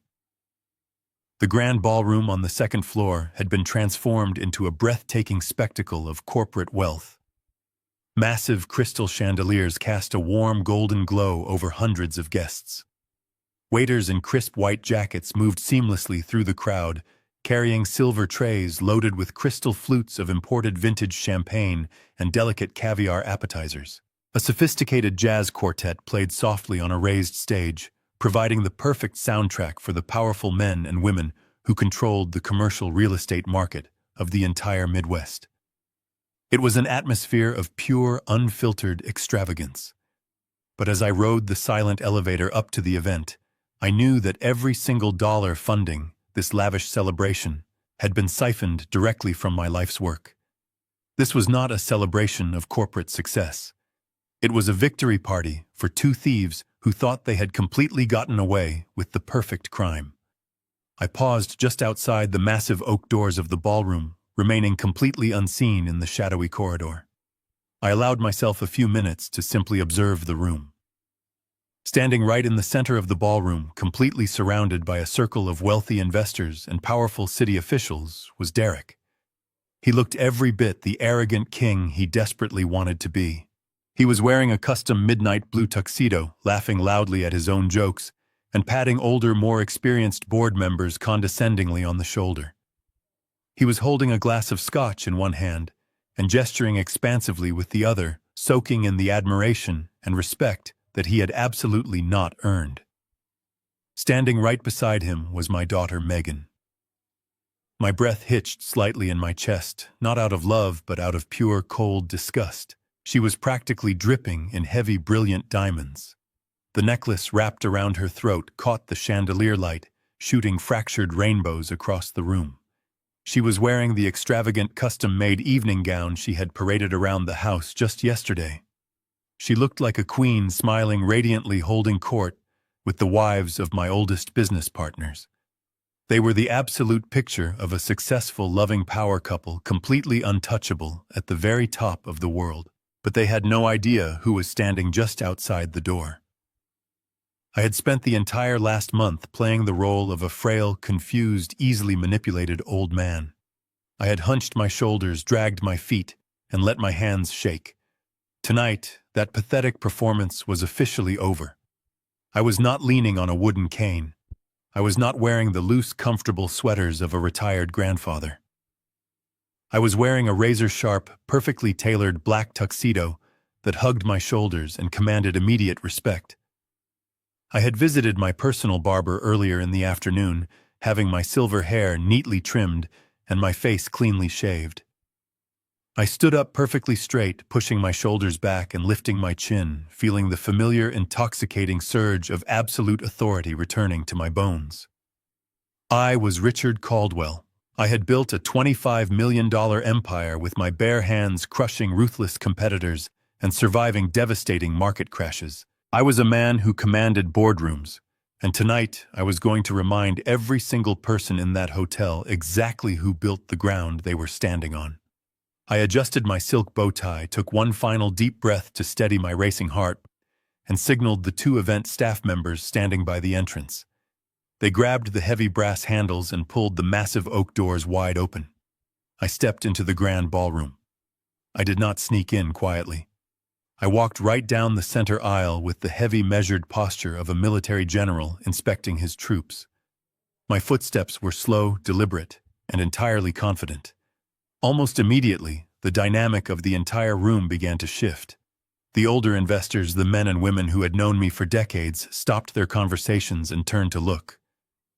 A wave of hushed whispers rippled through the elegant crowd. They had likely been told by Derek that I was too sick and frail to attend, that my mind was fading. But the man walking toward them radiated nothing but raw, concentrated power. The sea of expensive suits and beautiful gowns naturally parted for me, creating a clear, unobstructed path directly toward the center of the room. Derek was in the middle of a loud, boastful story when the silence of the crowd finally caught his attention. He turned around, an irritated frown forming on his face. Then his eyes locked onto mine. I watched closely as the arrogant smirk completely melted off his face, replaced instantly by a sudden chilling wave of subtle panic. He blinked rapidly, his eyes darting to my empty hands, realizing the cane was missing. He looked at my perfectly straight posture and the cold, dead expression on my face. Beside him, Megan froze completely. Her radiant smile vanished, her manicured hand gripping her champagne flute so tightly, her knuckles turned bright white.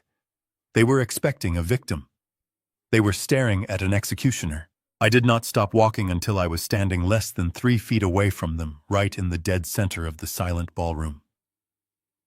"Good evening, Derek," I said smoothly, my voice carrying clearly across the quiet room. "It looks like you threw quite a party with my money." I smiled coldly, watching the absolute terror take root deep in his eyes. There was absolutely nowhere left for him to hide tonight. The king was about to be officially dethroned. Derek stared at me, opening and closing his mouth like a suffocating fish, unable to form a coherent syllable. His glass of scotch trembled violently, the amber liquid spilling over the rim. Megan was equally paralyzed, her eyes darting between my tailored suit and the unblinking glare I aimed at her husband. She tried to force a smile, a pathetic imitation of a loving daughter, but the sheer panic radiating from her shattered the illusion. "Dad," she stammered, her voice thin and devoid of its usual confidence. "We thought you were resting in Florida. We did not expect you tonight." I did not look at her. I kept my eyes locked on Derek, watching his illusion of power crumble. "I am feeling much better," I replied smoothly. "In fact, I have never felt more awake in my entire life." Derek swallowed hard, his throat bobbing nervously. The surrounding investors watched the exchange with intense curiosity. Derek knew he was losing control of the narrative. In a desperate attempt to reclaim his authority and hide behind a public persona, he abruptly turned away. "Excuse me," he muttered, his voice cracking slightly. "It is time for the midnight address." He practically ran toward the raised stage, his polished shoes slipping on the marble floor. He was fleeing desperately, hoping the bright stage lights and the wooden podium would protect him from the reckoning standing right in front of him. I remained exactly where I was standing, tall amidst the sea of faces, and watched him scurry up the velvet stairs. The sophisticated jazz quartet faded into silence as Derek nervously tapped the microphone. The sharp feedback echoed through the massive ballroom, instantly drawing the attention of all 500 guests. The room grew quiet, the gentle clinking of champagne glasses, and the low hum of conversation coming to a complete halt. Derek gripped the edges of the wooden podium so tightly, his knuckles turned white. He leaned into the microphone, clearing his throat, desperately, trying to project the image of a seasoned, confident corporate leader. "Good evening, ladies and gentlemen," Derek began, his voice projecting through the massive speakers, though a slight tremor betrayed his underlying terror. "Thank you all for joining us tonight to celebrate another incredibly successful year for our firm." I stood silently in the crowd, my hands clasped respectfully behind my back, listening to the absolute hypocrisy of his words. "As I look out at all of you tonight," Derek continued, finding a fraction of his rhythm as he fell back on his rehearsed script, "I am reminded of the heavy burden of leadership and the immense responsibility of guiding this incredible company into the future. But more importantly, I am reminded of the core principles that this entire empire was built upon." He paused dramatically, looking out over the crowd, intentionally avoiding my gaze. "Those principles are family values and ultimate trust. We are not just a business. We are a family. And trust is the foundation that allows us to thrive, to grow, and to protect the legacy of those who came before us." The sheer, staggering irony of his speech was almost physically nauseating. He was standing on a stage paid for with stolen money, wearing clothes bought with embezzled funds, lecturing a room full of honest, hard-working professionals about family values and trust. He was a man who had actively plotted to lock his own father-in-law in a psychiatric ward, boldly preaching about protecting a legacy. The utter lack of any moral compass was truly breathtaking to witness. I let him speak for another 2 minutes. I let him dig his grave as deep as possible, allowing the audience to fully absorb his hollow, arrogant promises. Then I decided the charade had gone on long enough. I slowly began walking toward the stage. I did not rush at all. I took my time, my black leather shoes making no sound against the thick carpet. The guests naturally parted for me, their eyes shifting rapidly between the sweating man gripping the podium and the silent founder making his way to the front. Derek saw me approaching out of the corner of his eye. His confident words began to falter. He started repeating himself, losing his place in the meticulously prepared speech. "And as we move into the first quarter, we must continue to trust, to rely on our partners, because trust is everything." He stammered, beads of cold sweat now visibly forming on his forehead under the bright stage lights. I reached the base of the stage. I did not use the velvet stairs on the side. I stepped directly onto the center of the platform, the height difference suddenly vanishing as I stood shoulder to shoulder with him. The entire ballroom held its collective breath. You could have heard a single pin drop on the thick carpet. Derek froze mid-sentence, his mouth hanging open, the microphone completely forgotten. He looked at me with the eyes of a trapped animal, realizing the cage door had just locked shut. I did not raise my voice. I did not show an ounce of anger. I reached out and calmly, firmly wrapped my hand around the microphone. Derek was too paralyzed by fear to resist. He simply let go, stepping back, as if the metal object had suddenly burned his skin. I pulled the microphone from the stand and turned to face the vast sea of shocked guests. I looked out at the powerful board members, the wealthy investors, and finally my gaze locked onto Megan, who was standing completely rigid in the center of the room, her diamond necklace sparkling like cold ice.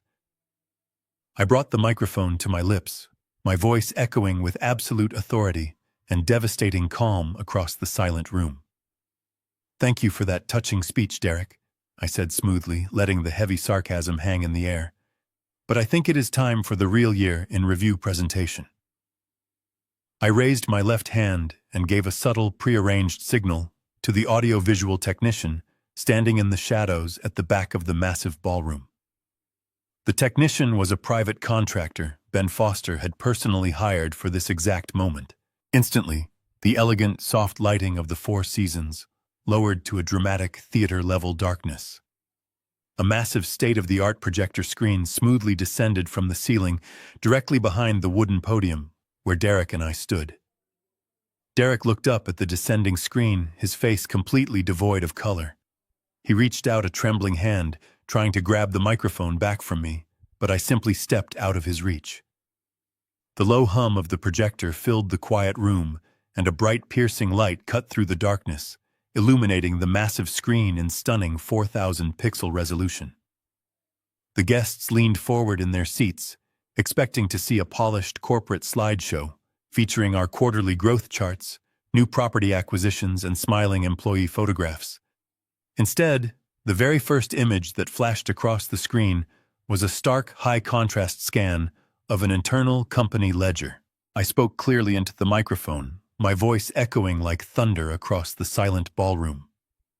Over the past 3 months, our acting chief executive officer has authorized emergency maintenance payments totaling just over $4 million. These funds were wired directly out of our primary operating accounts to a single newly formed vendor. I pressed a small remote hidden in my palm. The slide transitioned with a sharp click. A heavily magnified glossy invoice appeared on the screen bearing the generic logo of Apex Facility Solutions. The crowd remained entirely silent, but the tension in the room began to thicken rapidly. I saw several of my oldest board members narrow their eyes, their sharp business instincts instantly recognizing a massive, glaring irregularity. I continued my presentation, pacing slowly across the front of the stage. Apex Facility Solutions is a limited liability company registered in the state of Delaware. They do not own a single truck. They do not employ a single maintenance worker. Yet they have been billing us at an astonishing 300% markup for basic services. The audience began to murmur, the wealthy investors shifting uncomfortably in their seats. They realized they were looking at blatant corporate theft. Derek was breathing heavily, sweat pouring down his face, completely paralyzed by the sheer magnitude of his public exposure. "Stop the presentation," he hissed at me, his voice a desperate, pathetic whisper. I completely ignored him and pressed the remote again. The screen flashed to a highly detailed flowchart. It showed the $4 million leaving our corporate accounts, bouncing through the Delaware Shell Company and landing directly in a private offshore bank account located in the Cayman Islands. A collective gasp rippled through the elite crowd. But I was not finished. The question, of course, is who actually owns this mysterious offshore account? I asked the audience, my tone dangerously calm. I clicked the remote. The screen filled with the certified banking declaration of beneficial ownership. They're blown up to 10 feet tall for every single person in Chicago high society to see was Derek Lawson's unmistakable signature. The murmurs erupted into a wave of shocked, angry whispers. Board members were pulling out their cell phones. Investors were shaking their heads in absolute disgust. Derek had not just stolen from me. He had stolen from every single shareholder sitting in that ballroom. But corporate theft is only part of this incredibly tragic story, I announced, raising my voice to cut through the rising noise. Because a man who steals $4 million usually has a very expensive reason for doing so. I pressed the button again. The financial documents vanished from the screen. They were instantly replaced by the crystal-clear, high-resolution photographs provided by my private investigator. The entire ballroom went absolutely dead silent. The first photo showed Derek walking into the luxury downtown residential tower, his arm wrapped tightly around a beautiful 24-year-old blonde woman. The final photograph was taken through the massive windows of the penthouse suite. It was a perfectly clear, undeniable image of Derek passionately kissing his young mistress on a white velvet sofa. I pointed to the screen. That luxury penthouse costs $25,000 a month, and it is entirely paid for by the stolen maintenance funds from this company. The silence that followed was suffocating, heavy, and incredibly destructive. 500 of the most powerful people in the Midwest were staring at the screen and then staring directly at Derek. His professional reputation, his carefully crafted image of a family man, and his entire future were being publicly slaughtered in real time. I turned my gaze away from the stage and looked directly into the center of the ballroom. I found Megan. She was standing exactly where I had left her, surrounded by the elite wives of my business partners. Megan knew all about the mistress and had authorized Derek to use stolen money to keep her quiet. But Megan was a creature of intense vanity and social status. She could tolerate a cheating husband in private as long as she kept the money and the mansion.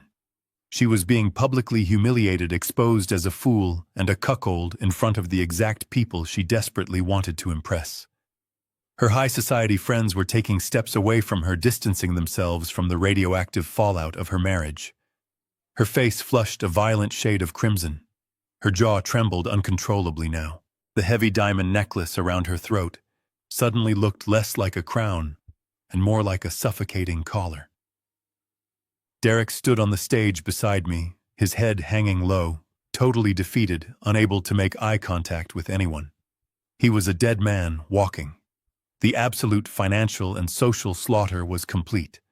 I had stripped him of his dignity entirely.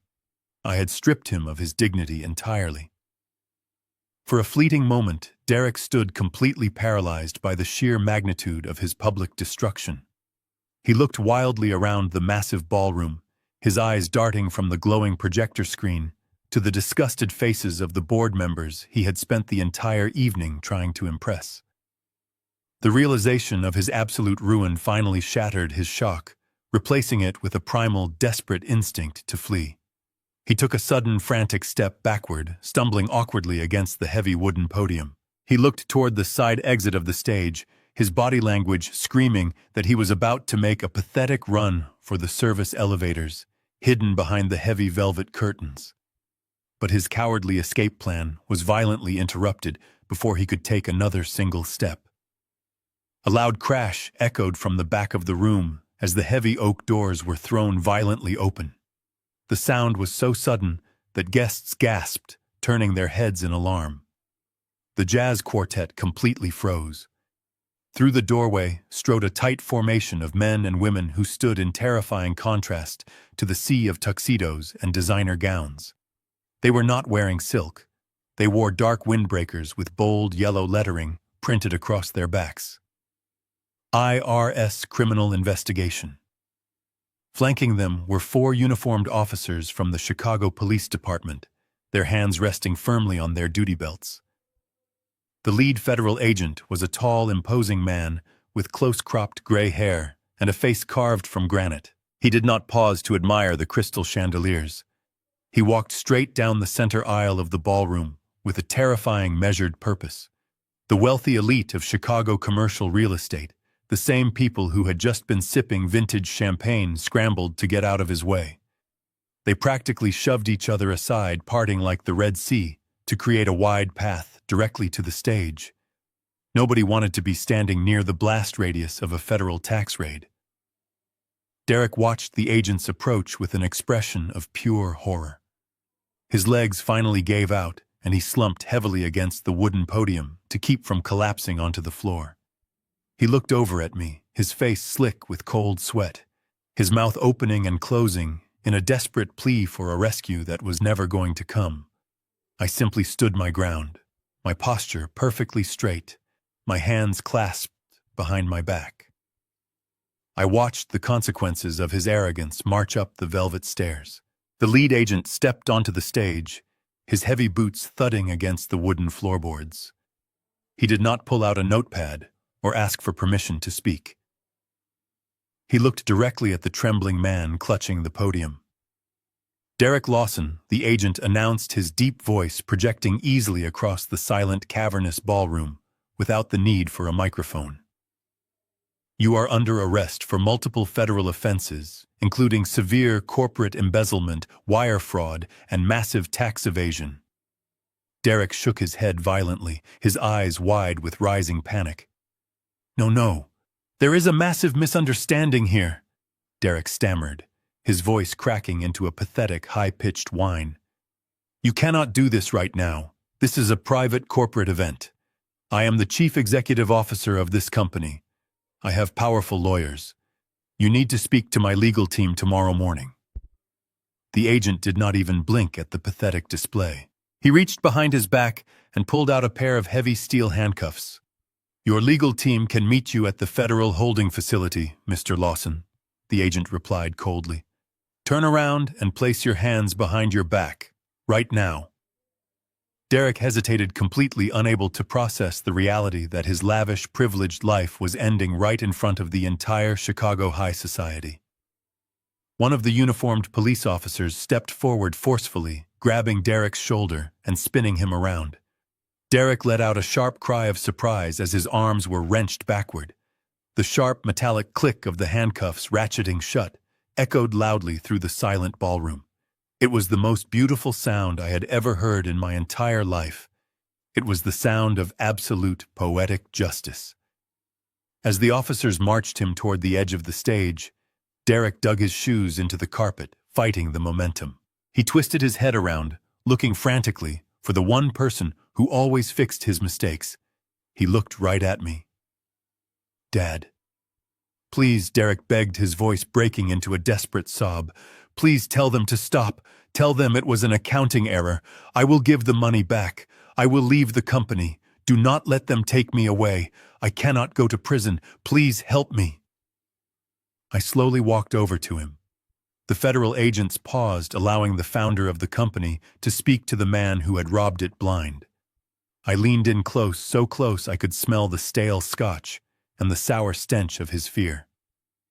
I looked directly into his bloodshot, tear-filled eyes, feeling an immense, undeniable satisfaction settling deep into my weary bones. I thought it was a relief that the useless old man did not show up.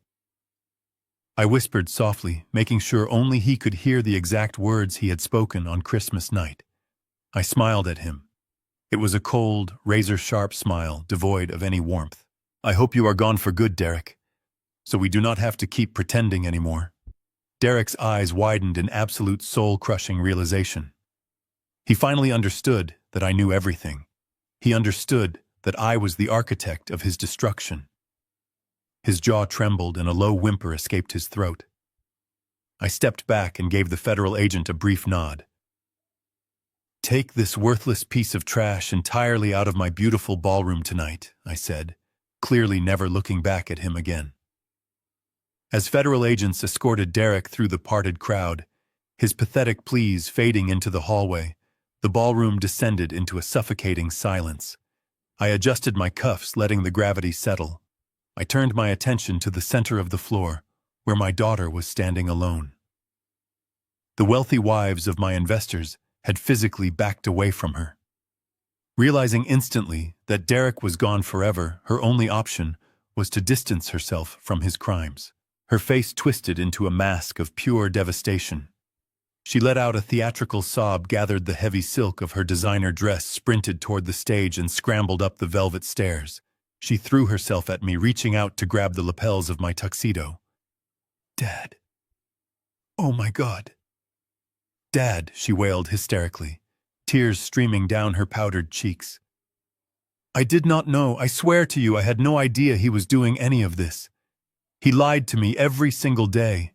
He used your money to buy that horrible woman a penthouse while he looked me right in the eye and told me he loved me. I am so sorry, Dad. Please, you have to believe me. I am a victim of his manipulation just like you are.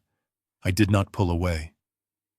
I stood there like a statue, carved from solid ice. Her performance was incredibly convincing. If I had not spent days listening to the secret audio feeds, I might have actually believed her. I might have wrapped my arms around her and promised to protect her. But I knew the absolute truth. I knew exactly what she was capable of. I raised my hand gently, peeling her trembling fingers off my jacket. I stepped back, creating a physical boundary.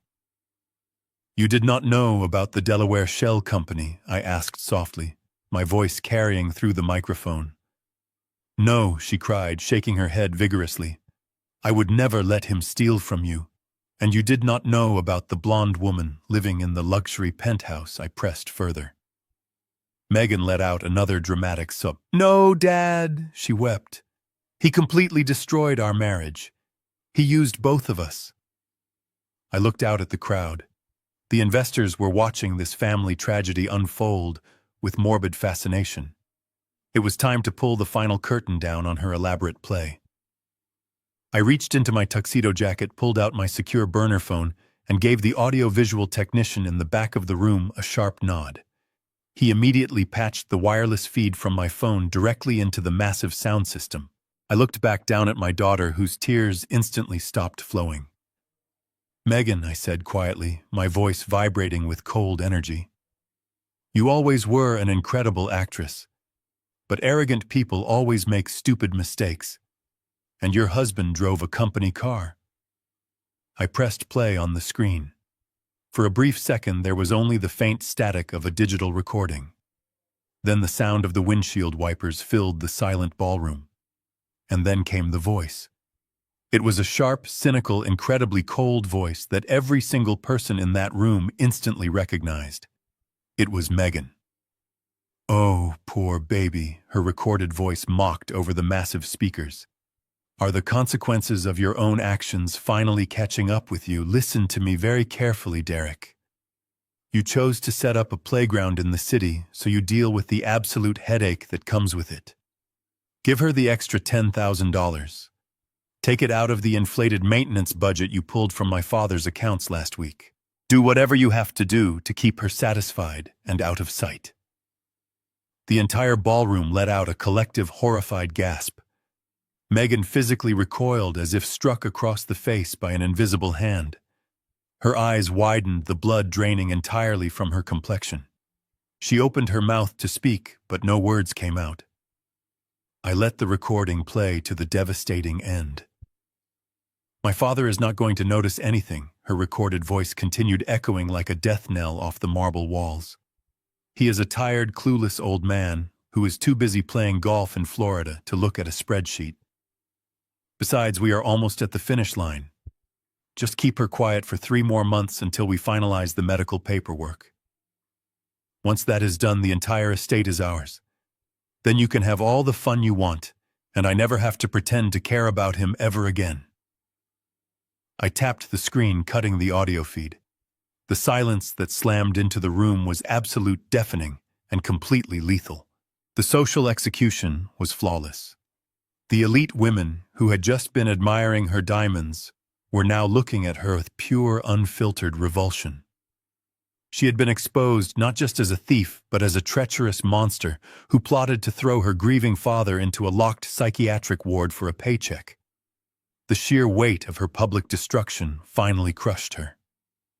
Megan collapsed onto her knees right there on the wooden stage. The heavy silk of her designer gown pooled around her on the floor. She wrapped her arms around her stomach, rocking back and forth, staring blankly at the ground. She did not cry this time. There were no theatrical sobs. She was completely broken. I looked down at her, feeling absolutely nothing. The love I once had for my daughter had died in that motel room. I leaned into the microphone one last time. Dr. Harrison works for me now. I whispered softly, making sure the words pierced her shattered mind. The medical power of attorney you thought I signed was a blank piece of paper. The $25 million trust has been completely dissolved and restructured. You will get absolutely nothing at all. The Iron Fortress is sealed, Megan, and now you are standing entirely on the outside. The words hung in the chilling air, a definitive end to the life she had known. Megan stared up at me from the polished wooden floor of the stage. Her makeup was ruined, tracing dark lines down her pale cheeks. She looked like a frightened child, but I no longer saw my daughter. I only saw a parasite that had finally been detached from its host. I did not raise my voice. I did not scream or curse at her. Anger requires passion, and my passion for this family had burned completely to ash. Instead, I reached into the breast pocket of my tailored tuxedo jacket. I withdrew a sleek black leather folder. It was incredibly thin, but it contained the absolute destruction of her entire world. I knelt down slightly, placing the smooth leather directly into her trembling hands. She looked at the folder as if it were a venomous snake terrified to open it, yet knowing she had absolutely no choice. The surrounding crowd of investors and socialites remained perfectly still, captivated by the cold, methodical dismantling of a woman they had envied just an hour ago. "Go ahead and open it, Megan." I instructed, my voice barely above a whisper, yet carrying the weight of a judge delivering a final sentence. Her fingers fumbled with the clasp. When she finally flipped the cover open, her bloodshot eyes scanned the top document. It was printed on thick, official corporate letterhead. "This is your formal notice of immediate termination," I explained calmly. "Both you and your husband are fired from the company effective immediately for gross misconduct, corporate fraud, and criminal conspiracy. Your company laptops, your secure access badges, and your corporate vehicles have already been permanently confiscated. You are officially unemployed, and given the public nature of your husband being dragged out in handcuffs by federal agents, I highly doubt anyone in this city will ever hire you again." A fresh wave of panic washed over her face. She tried to speak, her lips quivering, but the sheer gravity of her situation suffocated the words in her throat. She instinctively flipped to the second page in the folder, desperately hoping for some sort of severance package or financial lifeline. But there was no mercy waiting for her on the next page. What she saw was a legally binding court-approved eviction notice. Megan stared at the bold, capitalized letters at the top of the page, her mind struggling to process the meaning. "What is this?" she choked out, a single tear falling onto the crisp white paper. "It is exactly what it looks like," I replied smoothly. "You and Derek always loved parading around that beautiful $3 million mansion in Winnetka. You loved throwing lavish dinner parties and pretending you owned a piece of elite real estate. But you completely forgot one very important detail. You do not own that house. My corporate holding company owns that house. You and Derek were simply listed as tenants under a month-to-month lease agreement, a lease that I personally subsidized." Megan shook her head, her hands gripping the eviction notice so tightly, the paper began to tear. "You cannot do this, Dad," she pleaded, her voice breaking into a pathetic whine. "Where am I supposed to go? Where will I live?" I stood back up, looking down at her crumpled form with absolute indifference. "That is no longer my problem," I stated firmly. "The eviction notice gives you exactly 24 hours to vacate the premises. You can take your designer clothes, your expensive shoes, and those beautiful diamond earrings you bought with my stolen money. But by this time tomorrow night, the locks will be completely changed. If you are still on the property after the deadline, I will have the local police physically remove you for criminal trespassing. You have absolutely nothing left, Megan. You traded your family, your dignity, and your entire future for a prize that you will never, ever touch." As the brutal reality of her complete and total ruin finally settled into her mind, a sudden shift occurred in the ballroom. The heavy, suffocating silence that had gripped the room was broken by the cheerful, booming voice of the event coordinator over the main speakers. "Ladies and gentlemen," the coordinator announced, completely oblivious to the devastating family tragedy that had just concluded on the main stage. "Please grab a glass of champagne. We are exactly 10 seconds away from midnight. Let us count down to the new year together." The jazz band immediately began playing a lively, upbeat melody. The contrast was incredibly jarring. The room began to buzz with nervous energy as the wealthy guests turned their attention toward the massive digital clock displayed on the wall. 10. The crowd chanted the first number in unison. Megan let out a broken, agonizing wail, clutching the black folder to her chest. 9. She looked up at me, her eyes begging for a final ounce of the fatherly mercy she had so ruthlessly exploited for years. 8. I reached up and adjusted my silk bow tie, feeling a profound, undeniable sense of peace washing over my soul. 7. I turned my back on her. 6. I stepped off the raised platform, walking smoothly down the velvet stairs. 5. The crowd parted for me once again, offering respectful nods and quiet murmurs of support as I passed through their ranks. 4. I did not look back at the stage. 3. I did not look back at the treacherous daughter weeping uncontrollably on the floor. 2. I walked straight toward the heavy oak doors of the ballroom, stepping out into the quiet, warmly lit hotel corridor. 1. Happy New Year. The muffled roar of the crowd and the popping of champagne corks echoed softly behind the closed doors.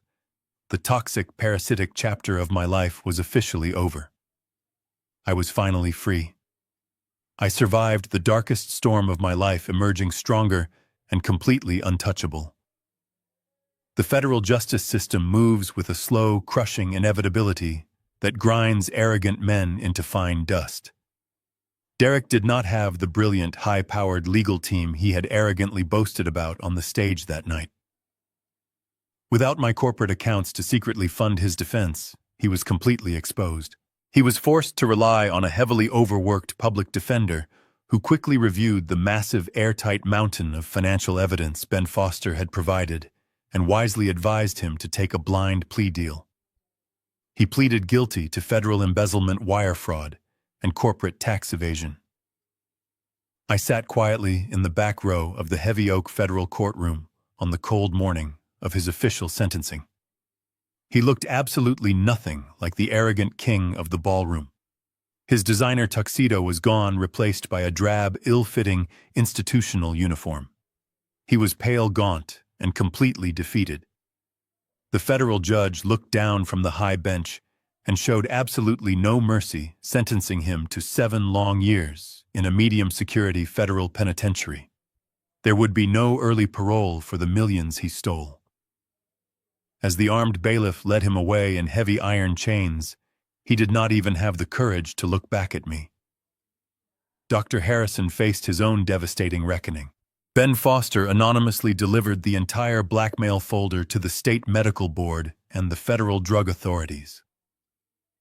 Harrison was immediately stripped of his medical license. His private practice was seized by the government, and he is currently awaiting trial for illegal pharmaceutical distribution. The corrupt man, who was perfectly willing to falsely diagnose me with severe dementia to pay off his gambling debts, is now facing a decade behind steel bars himself. As for my daughter, the universe delivered a very different, yet equally painful kind of prison. Megan was completely cut off from the family fortune. Without her husband's stolen income or my generous financial support, she quickly plummeted from the glamorous heights of high society down to the harsh, unforgiving reality of the working class. The Chicago elite, the exact same people she had desperately tried to impress at the gala, completely blacklisted her overnight. No one would take her phone calls. No one would offer her a respectable job or a loan. She was permanently branded as the treacherous woman who plotted to lock her own grieving father in a psychiatric ward for a paycheck. Forced out of the $3 million Winnetka mansion, she had to pawn her expensive designer clothes, her luxury handbags, and her diamond jewelry just to pay off the massive personal credit card debts she had recklessly accumulated. Unable to afford the high cost of living in Illinois, she eventually fled the state entirely in pure disgrace. My private investigator informed me last month that she relocated to a small, decaying industrial town in rural Ohio. She currently lives alone in a cramped, drafty one-bedroom apartment located directly above a noisy 24-hour laundromat. The proud woman who once wore custom silk gowns and sipped vintage champagne now works 50 grueling hours a week as a junior data entry clerk for a regional logistics company. She spends her days staring at a flickering computer screen, barely making enough money to keep the lights on and pay for her groceries. She tried to call me twice during the holidays. I simply changed my phone number. She made her choice in the passenger seat of that car, and now she has to live with the bitter consequences for the rest of her natural life. With the toxic elements completely removed from my world, I began the long, quiet process of rebuilding my soul. I realized that the commercial real estate company I had spent 40 years building was no longer a source of pride. It was simply a heavy monument to a past life I no longer recognized. 6 months after the gala, I quietly sold the entire firm to a massive international corporate conglomerate. The final buyout was astronomically high, adding tens of millions of dollars to my already substantial personal wealth. But I did not need more money. I needed a true, lasting legacy.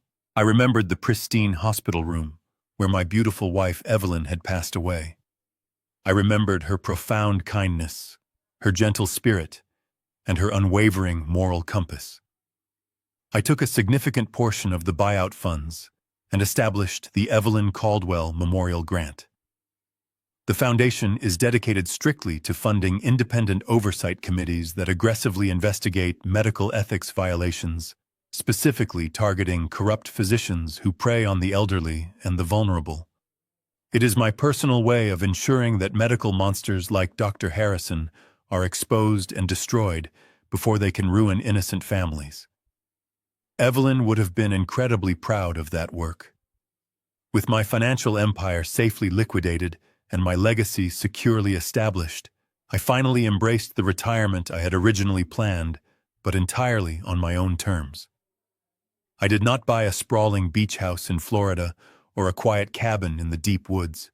I purchased a top-of-the-line custom-built luxury recreational vehicle. It is a rolling mansion on wheels complete with rich mahogany interiors, a full modern kitchen, and a massive panoramic windshield. I packed a few simple bags, handed the heavy keys of my estate to a trusted property manager, and hit the open road. I have spent the last year driving across the beautiful, vast expanse of America.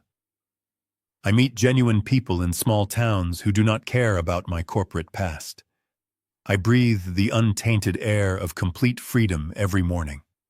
The deep wounds inflicted by my family have slowly turned into painless scars. I have now finally found absolute peace. Blood makes you related, but loyalty makes you family. I chose my dignity over a toxic daughter. What would you have done? Let me know in the comments. Subscribe for more stories. I'm Rick Caldwell signing off.